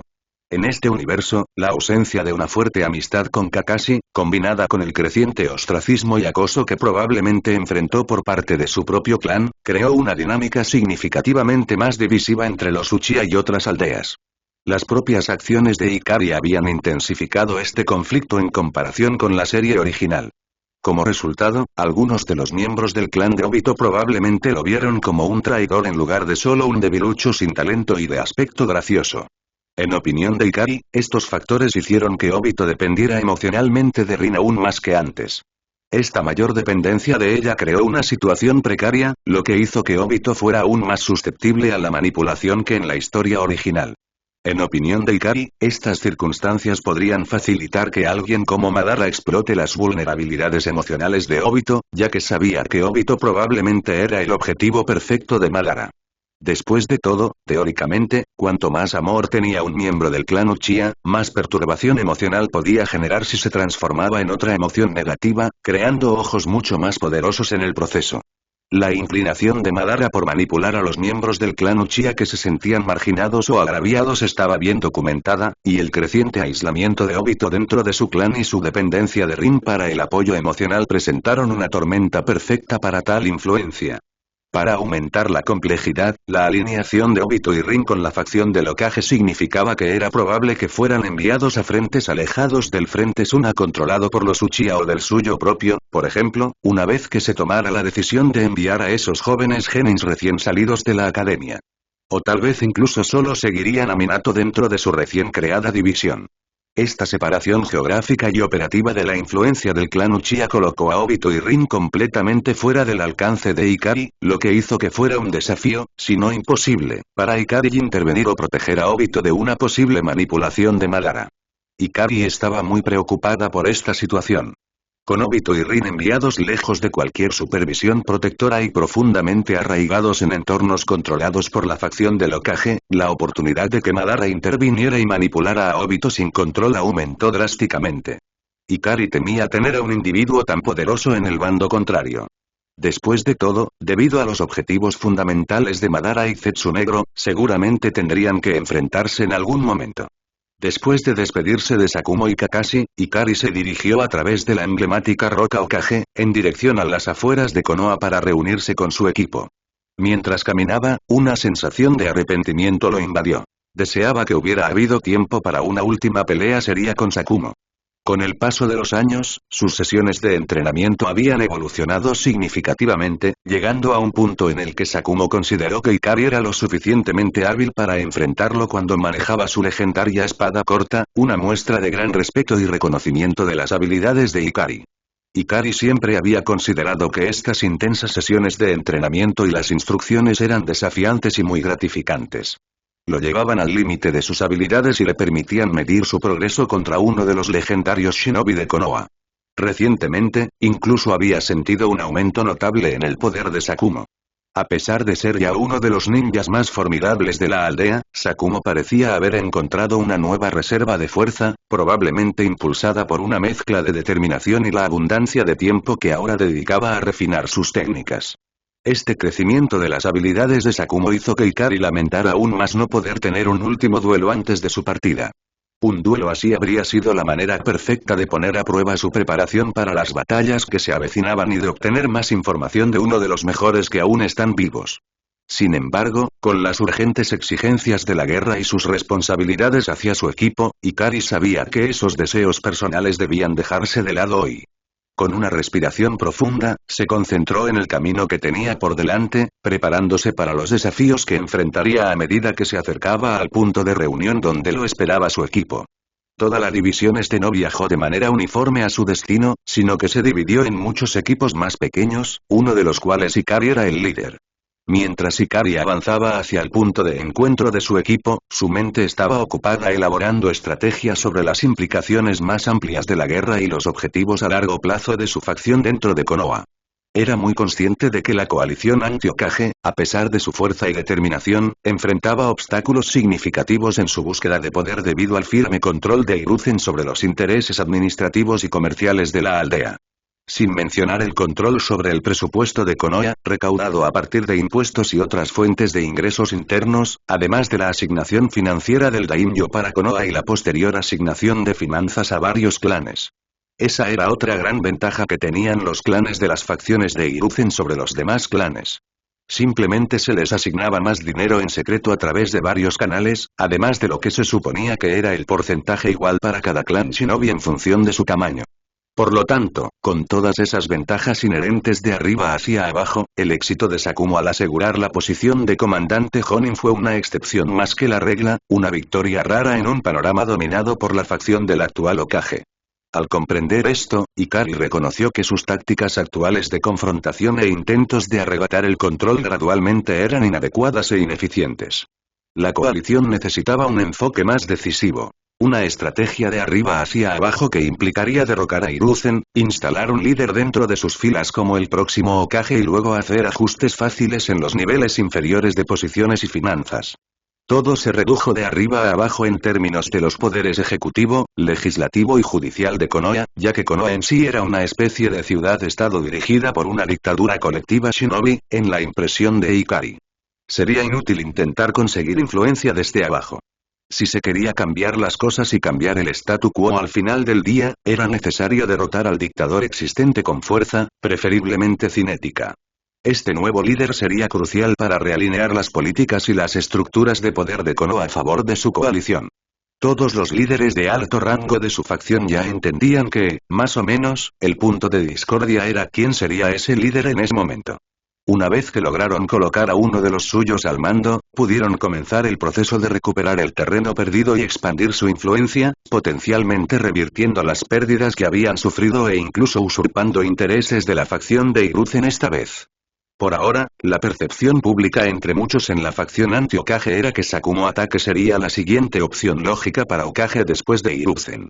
Sin embargo, Ikari estaba al tanto de aspiraciones más confidenciales dentro de su círculo. Su clan, los Hyuga, silenciosamente le habían dado su apoyo como futuro candidato a Hokage. Creían que a través de sus experiencias y su crecimiento en poder y reputación durante la guerra, maduraría y se convertiría en un líder capaz de postularse para ese cargo. Mientras tanto, Ikari también especuló que el clan Uchiha, por ejemplo, probablemente también albergaba aspiraciones similares para uno de sus miembros. Incluso no sería sorprendente para Ikari que Kiyomi fuera esa persona, ya que tenía características similares a las que él mismo tenía dentro del clan Hyuga. Además, Ikari era muy consciente de las complejidades que implicaba un cambio de liderazgo, especialmente teniendo en cuenta la posición y el vigor actuales de Hiruzen. Con más de 40 años y aún cerca de su mejor momento, sin muchas canas, era poco probable que Hiruzen dimitiera sin una causa importante. Ikari comprendió que, en la serie original, la renuncia de Hiruzen no solo se vio influida por los resultados negativos de la Tercera Guerra Mundial Ninja, sino también por su confianza en su capacidad de ejercer influencia incluso después de renunciar como Hokage. Sin embargo, las circunstancias actuales eran diferentes. En esta línea temporal alterada, Ikari reconoció que para que Hiruzen considerara la renuncia, se necesitarían nuevamente resultados favorables durante la guerra en curso. Por lo tanto, esta fue una clara demostración de que un cambio en el liderazgo era lo mejor para el futuro de Konoha, tanto para los shinobi en general como para la población civil. Sin embargo, había algo más. Reemplazar a Hiruzen requeriría más que solo maniobras políticas. Necesitaría una fuerza cinética sustancial. La facción anti-Hokage necesitaría reunir suficientes élites poderosas para vencer decisivamente a Hiruzen y a sus partidarios más acérrimos. No se trataba solo de ganar una discusión política. Se trataba de tener la fuerza cinética para respaldar sus afirmaciones y obligar a la facción de Hiruzen a aceptar un nuevo paradigma de liderazgo. Había pasado rápidamente una semana desde que Ikari dejó Konoha para unirse a la guerra contra Kirigakure en el frente oriental, lo que marcaba su primera vez lejos de la aldea durante un período tan prolongado. Liderando una formación grande y dispersa, ya había sacado a sus tropas de la Tierra del Fuego. Ahora estaba navegando a través de las densas junglas de las partes meridionales del continente principal que pertenecían al territorio oficial de la Tierra del Agua. El terreno era desafiante, con vegetación espesa y patrones climáticos impredecibles que hacían que la marcha fuera ardua y lenta. A medida que se adentraban más en territorio enemigo, Ikari estaba constantemente consciente de la necesidad de vigilancia. La posibilidad de emboscadas era alta, y la densa jungla podía ocultar a los shinobi de Kirigakure con la misma eficacia con la que ocultaba sus fuerzas. Cada paso adelante se dio con cautela y cada orden se dio teniendo en cuenta las amenazas potenciales. Mientras Ikari se movía solo a través de la densa jungla, usaba constantemente su Byakugan para escanear el terreno que tenía delante. Con su alcance de 50 kilómetros, le permitía supervisar una vasta zona, proporcionándole una ventaja crítica en ese entorno hostil. A pesar de su vigilancia, los escáneres no revelaron amenazas inmediatas, solo interminables extensiones de follaje espeso y alguna perturbación ocasional de la vida silvestre. Reflexionando sobre la situación, Ikari razonó. Parece que probablemente habrá shinobi de Kiri solo cuando nos encontremos con algunas aldeas habitadas. Esta parte es solo jungla. Es probable que solo viva gente cerca de las costas. Es probable que estén allí estacionados. Su evaluación se basó en estrategias militares típicas que posicionaban fuerzas cerca de poblaciones civiles para brindar apoyo logístico y control estratégico, particularmente en zonas costeras, que eran más accesibles y económicamente vitales. Planeaba mantener un alto nivel de alerta mientras se movía a través de la jungla, pero se preparó para un posible aumento del contacto con el enemigo a medida que se acercaran a zonas más pobladas cerca de la costa. A pesar de los peligros inherentes a su misión, Ikari confiaba en las capacidades defensivas de sus fuerzas, particularmente contra las emboscadas, que eran una especialidad de los shinobi de Kirigakure. Su fuerza estaba bien equipada con sensores capaces de detectar enemigos a grandes distancias, y el Byakugan proporcionaba una observación precisa de corto alcance. Ikari supuso que los shinobi de Kirigakure probablemente eran conscientes de sus capacidades sensoriales mejoradas. Esta conciencia podría explicar la ausencia de intentos de emboscar a sus fuerzas. La densa jungla, si bien era un escenario perfecto para ataques furtivos y sorpresa, se volvió menos efectiva. Luego, Ikari se detuvo por un momento y desenrolló su pergamino de comunicación maestro especialmente diseñado, una intrincada herramienta que lo conectaba con todos los escuadrones bajo su mando. Este pergamino era esencial para mantener la coordinación en toda la formación dispersa, especialmente en el denso e impredecible terreno de la jungla. Revisó cuidadosamente las actualizaciones verbales pregrabadas de cada líder de escuadrón, asegurándose de que no hubiera informes de contacto con el enemigo, problemas logísticos o desorden de tropas. Cada entrada del pergamino le aseguraba que sus fuerzas mantenían la formación prevista y se adherían a los protocolos operativos que él había establecido. Satisfecho de que todo estaba en orden, Ikari transmitió un breve mensaje de aliento y un recordatorio para permanecer alerta. Enfatizó la importancia de mantener la comunicación y reportar cualquier anomalía de inmediato, sin importar cuán insignificante pudiera parecer. Ikari reanudó su marcha y mantuvo su atención en el objetivo estratégico más amplio de la campaña: alejar la línea del frente lo más posible del País del Fuego y adentrarse más en el País del Agua. Este movimiento estratégico fue diseñado para minimizar el riesgo para Konoha y ejercer presión sobre los recursos y la moral del enemigo al acercar el conflicto a su territorio. Entonces Ikari comenzó a moverse una vez más. Sabía que su objetivo esta vez era mover el frente lo más lejos posible del País del Fuego y hacia el territorio del País del Agua, así que si nada, como las formaciones enemigas, los detenían, todos seguirían avanzando. Mientras Ikari guiaba a sus tropas a través del País del Agua, su mente estaba ocupada con consideraciones estratégicas sobre las fuerzas más grandes en juego, particularmente Madara y su uso de Zetsu. Durante la última semana, En su viaje, en su tiempo libre, revisó su conocimiento de su vida anterior, que estaba enterrado profundamente, examinando cada posible detalle oculto allí, combinándolo con sus experiencias en tiempo real de esta vida, y reevaluando el alcance de la influencia potencial de Madara sobre Kirigakure, durante este periodo, importante para determinar las perspectivas de encontrar algo relacionado con él durante este tiempo, y repensar las teorías ampliamente aceptadas por los fanáticos de la historia de su vida anterior que representa este universo. Al final, Ikari se dio cuenta de que probablemente no tendría que lidiar con nada relacionado con Madara y Zetsu esta vez, como inicialmente pensó y estaba un poco preocupado al principio. Comenzó a sospechar que la participación de Madara con Kirigakure no era tan profunda ni duradera como muchos habían creído. En cambio, parecía más probable que Madara hubiera orquestado una manipulación única que involucraba a Rin Nohara para usarla como una bomba de tiempo en lugar de controlar secretamente Kirigakure desde las sombras de manera más permanente como la mayoría de los fanáticos especularon antes. Además, Ikari realmente no pudo ver ninguna otra pista que indicara que Madara tenía a Kirigakure bajo su control, ni ninguna razón para que lo hiciera. Entonces, en la impresión de Ikari, fue solo Obito quien más tarde tomó el control de Kirigakure en secreto para usarlo como la cuna de Akatsuki, ya que era la aldea shinobi grande más aislada, además de, por supuesto, vengarse de ellos por Rin, intensificando las políticas extremistas y las diferencias entre varias facciones en la aldea, para hacerla aún más sangrienta. Según la nueva teoría de Ikari, Madara, posiblemente con la ayuda de Zetsu, ya que no podía moverse en ese momento, había manipulado los eventos para asegurarse de que Rin se convirtiera en el Jinchuriki de Isobu, el tres colas. Robó el Isobu y lo selló en Rin, probablemente a través de algún shinobi individual de Kiri, en el suelo, bajo su control, ya sea a través de Zetsu y su habilidad de transformación o él llevándolos a él para usar su genjutsu, en lugar de estar en cortes con los líderes de Kirigakure y la aldea en general estando bajo su control como muchos especularon. Esta configuración no fue pensada como una alianza permanente con Kirigakure, sino como un movimiento estratégico para crear una crisis.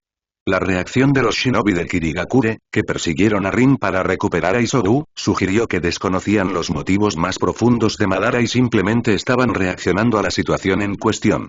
Madara esencialmente quería usarlos solo como una especie de peones de sacrificio para matar a Rin junto con los shinobi de Konoha para hacer descender a Obito a la oscuridad. Sin embargo, todo esto no desanimó a Ikari de sus posibilidades de obtener las células del Zetsu blanco. Comprendió que durante esta fase, Madara probablemente estaría en sintonía con todos los acontecimientos importantes de Konoha y del mundo en general, relacionados con encontrar a su potencial portador de planes una vez que falleciera y por otras razones. Por lo tanto, si Ikari se encontraba en el vórtice de algunos desarrollos futuros de gran importancia, era muy probable que Zetsu Blanco pudiera intentar observar ese asunto también, ofreciéndole la oportunidad de atrapar su cuerpo y sellarlo dentro de un pergamino especial que siempre llevaba consigo ahora. A los pocos días de marchar por la densa jungla del País del Agua, Ikari y sus fuerzas finalmente detectaron la presencia de shinobi ocultos de Kirigakure justo antes de llegar a la primera zona habitada. Este descubrimiento marcó el comienzo de una fase crítica de la batalla. Durante las siguientes semanas, se produjo una intensa guerra de detección entre las fuerzas de Konoha y Kirigakure. Ambos bandos se involucraron en una cautelosa danza de reconocimiento y contrarreconocimiento, cada uno tratando de evaluar la fuerza y las posiciones estratégicas del otro. Dada la reputación de Kirigakure como la aldea shinobi más aislacionista, la información confiable sobre sus capacidades y movimientos de tropas era escasa. Esto también significaba que su información sobre otras aldeas también era débil, lo que hacía que la batalla sensorial fuera aún más crucial para ambos bandos. El enfrentamiento no consistía únicamente en recopilar información de inteligencia. También incluía varias pequeñas escaramuzas. Ambos bandos desplegaron pequeños equipos para sondear las defensas y probar las reacciones del enemigo, lo que proporcionó información vital sobre las tácticas y la preparación del bando contrario. Estos encuentros, aunque menores, fueron cruciales para dar forma a las decisiones estratégicas de ambos bandos. Estratégicamente, tanto Konoha como Kirigakure habían desplegado sus fuerzas de manera similar. Ambos bandos tenían shinobi desplegados a lo largo de un frente que se extendía a aproximadamente 1000 kilómetros. Las fuerzas se dispersaron en pequeños escuadrones para cubrir toda la distancia de manera efectiva, con espacios vacíos entre cada unidad. Sin embargo, estas brechas no representaban un riesgo significativo debido a las habilidades sensoriales avanzadas de los shinobi en cada escuadrón, lo que les permitía monitorear grandes áreas y detectar amenazas entrantes. Durante las últimas semanas, Ikari vio de primera mano que no se estaban enfrentando a toda la fuerza de las fuerzas de Kirigakure. Su evaluación se basó en la distribución estratégica de los recursos militares de Kirigakure. Una parte de sus shinobi habían sido desplegados en otro frente para enfrentar a Kumogakure, aunque en números más pequeños. Además, al igual que ellos, Kirigakure había dividido su división principal frente a Konoha en 3 contingentes más pequeños, distribuyendo sus fuerzas en múltiples frentes. Esto significaba que Ikari y sus fuerzas solo estaban enfrentando un segmento del poder militar general de Kirigakure. A pesar de las maniobras y enfrentamientos estratégicos en curso, Ikari decidió que finalmente había llegado el momento de asumir un papel más directo en el conflicto. Ese momento, había mantenido un perfil bajo, manteniéndose cuidadosamente a una distancia segura detrás de las líneas del frente y fuera del alcance sensorial de los ninjas de Kirigakure. Este posicionamiento cuidadoso, combinado con el hecho de que su identidad y capacidades no eran bien conocidas incluso dentro de Konoha, dejó al enemigo sin inteligencia operativa sobre él. Con esta ventaja del anonimato y después de semanas de meticulosa observación y recopilación de inteligencia, Ikari había descifrado con éxito las posiciones y movimientos de las fuerzas de Kirigakure. Un reciente aumento en la inteligencia le permitió identificar un objetivo clave. Una élite enemiga de Kirigakure cuya eliminación podría potencialmente cambiar el equilibrio de poder a su favor, ya que solo había un puñado de ellos en ambos lados de este frente. Preparado para la tarea, Ikari planeó su aproximación con precisión. Utilizaría su sigilo y velocidad para acercarse a ese élite sin ser detectado y atacar en el momento oportuno cuando el objetivo menos esperaba un ataque. Esta participación directa fue un riesgo calculado, pero uno que Ikari estaba dispuesto a asumir para obtener una ventaja significativa y potencialmente desmoralizar a las fuerzas enemigas. Gracias a su asombroso control del chakra, que le permitía evitar que su chakra se escapara de su cuerpo excepcionalmente bien, su velocidad y su fuerza de caje inicial, podría enfrentarlo. Ikari pronto se dirigió hacia la última ubicación conocida del objetivo, utilizando su control de chakra perfeccionado, probablemente incluso el mejor del mundo, para ocultar su presencia por completo. Esta habilidad era crucial, ya que cualquier fuga de chakra podría alertar a los sensores enemigos sobre su aproximación, y él no quería eso de ninguna manera. Su movimiento se volvió entonces muy rápido y silencioso. Mientras se movía, Ikari reflexionó sobre la información limitada que tenía sobre su objetivo.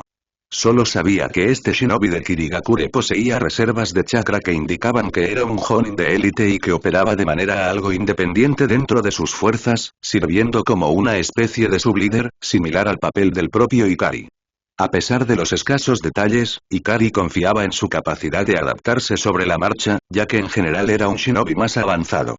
Planeaba acortar la distancia rápidamente, luego tratar de encontrar su ubicación precisa con su Byakugan y observar a su objetivo discretamente, reuniendo cualquier información adicional que pudiera informar su posterior aproximación o revelar cualquier vulnerabilidad. Después de varias horas de movimiento meticuloso y escaneo constante con su Byakugan, que tiene un alcance de 50 kilómetros y es telescópico en su límite máximo actual, Ikari finalmente localizó su objetivo en algún lugar cerca de las últimas coordenadas informadas. Curiosamente, los Jonin parecían mantener una proximidad constante con los ríos cercanos, un patrón que llamó la atención de Ikari. Sabía que, si bien los cuerpos de agua podían mejorar las técnicas de liberación del agua, los ninjas de Kirigakure debían permanecer móviles para cubrir eficazmente todos los puntos ciegos presentes en sus líneas del frente. Esto es extraño, reflexionó Ikari internamente, los shinobi Kiri ordinarios no deberían necesitar permanecer tan cerca de cuerpos de agua solo para fortalecer su jutsu de liberación de agua, especialmente cuando la movilidad es crucial. Espera. Cerca de los ríos, recordó una información de inteligencia que les advertía que tuvieran cuidado cerca de cuerpos de agua, en particular porque los miembros del clan Ozuki podían utilizar sus famosas técnicas de hidrificación con un efecto formidable en esos entornos. El clan Ozuki también produjo al segundo Mizukage y a otros shinobi famosos más adelante en la trayectoria de la historia original.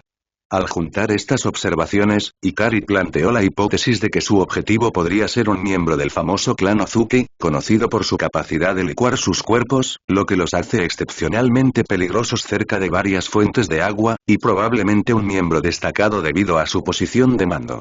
Era posible que permaneciera siempre cerca de este río ya que allí tenía más fuerza y porque, posiblemente, incluso se usó a sí mismo como cebo para atrapar alguna élite enemiga desprevenida, como Ikari, con su hidrificación sobrecargada y refuerzos cercanos que llegarían pronto también. Pero, a pesar de que esta comprensión añadía una capa de complejidad y peligro potencial a su misión, además de las preocupaciones ya existentes sobre tener que acabar con su objetivo muy rápidamente antes de que llegaran los refuerzos cercanos, la confianza de Ikari en sus propias habilidades permaneció inquebrantable. Ikari cerró sigilosamente la distancia entre él y el objetivo, moviéndose con tal delicadeza que su presencia pasó desapercibida hasta que estuvo casi sobre el Jonin de Kirigakure. Sin embargo, el objetivo, un ninja experimentado de unos 40 y tantos años, finalmente percibió la amenaza que se acercaba en el último momento. Con una agilidad experta, se posicionó estratégicamente en el centro de un río serpenteante en la jungla, eligiendo claramente ese lugar por sus ventajas tácticas. El río, bordeado por un denso follaje y una espesa maleza, fluía suavemente a través de la exuberante jungla, proporcionando una barrera natural y un medio fluido que podía ser manipulado por un usuario experto de liberación de agua. El objetivo se encontraba sobre el agua resplandeciente con chakra, con una postura firme y alerta, listo para aprovechar el potencial del río. La luz del sol se filtraba a través del denso dosel que había encima, proyectando patrones moteados en la superficie del agua y creando una atmósfera serena pero cargada. El entorno no solo proporcionaba al ninja recursos ilimitados para alimentar sus técnicas de liberación de agua, sino que también ofrecía numerosas rutas de escape y ataque, lo que lo convertía en un oponente formidable en este terreno. Con el suave murmullo del río de fondo y el ocasional canto de algún pájaro distante que rompía el silencio, la escena era engañosamente pacífica. Sin embargo, ambos combatientes eran muy conscientes de la danza mortal que estaba a punto de desencadenarse y cada uno calculaba el mejor momento para atacar. Ikari se lanzó hacia adelante con una velocidad increíble, usando su elemento viento en sus piernas externamente para impulsarse más. Esto mejoró la velocidad de su actual técnica Body Flicker, que aprendió de Sakumo a hacer bien recientemente. Su objetivo era cerrar la distancia entre él y el objetivo en un abrir y cerrar de ojos. Mientras tanto, el objetivo, un distinguido hombre mayor con cabello gris azulado, observó cómo el joven avanzaba.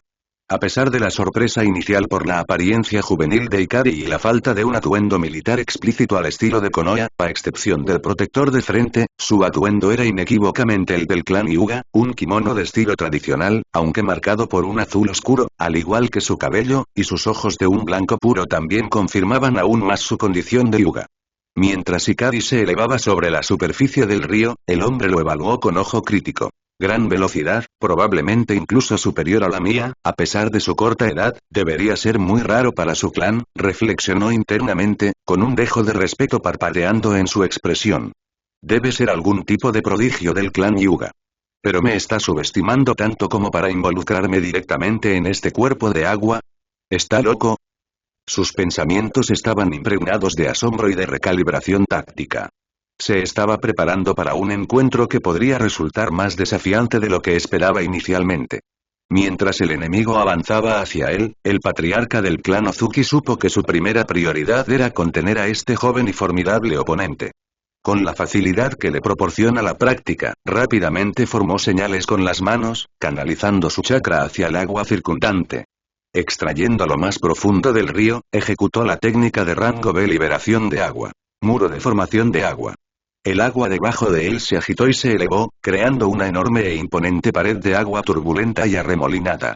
Esta maniobra defensiva fue diseñada no solo para bloquear los ataques entrantes, sino también para interrumpir el impulso de su agresor, abriendo potencialmente oportunidades para contraataques.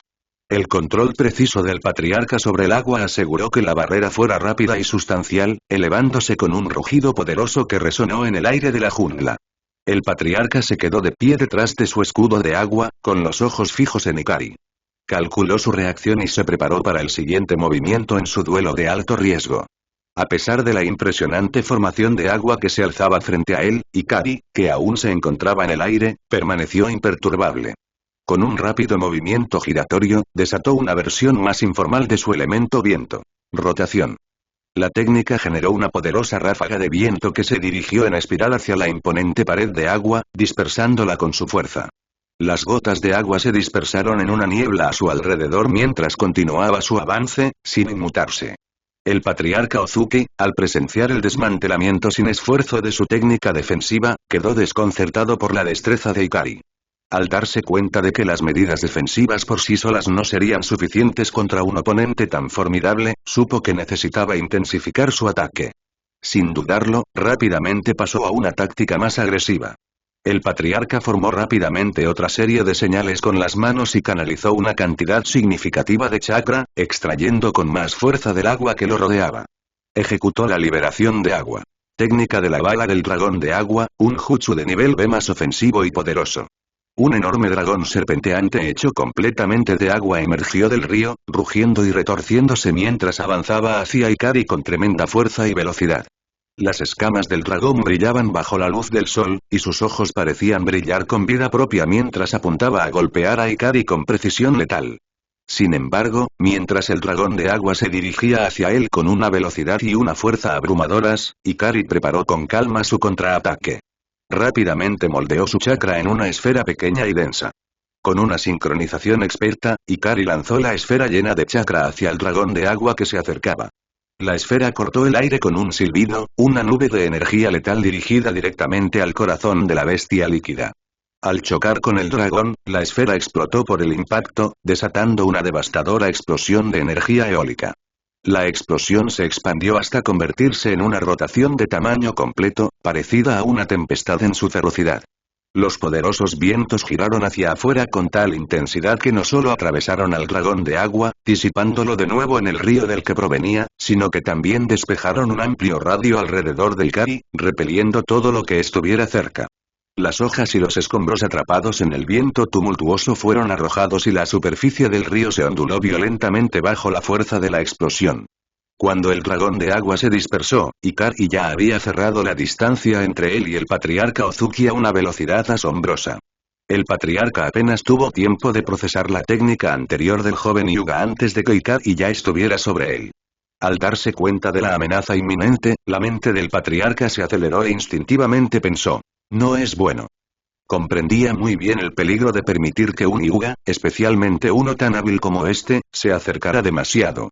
En un movimiento desesperado por defenderse y ganar distancia, el patriarca Ozuki recurrió a una técnica de clan única.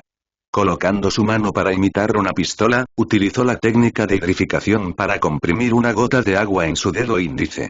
Esta técnica, conocida por su letalidad, le permitía disparar el agua comprimida con una fuerza y velocidad similares a las de un disparo.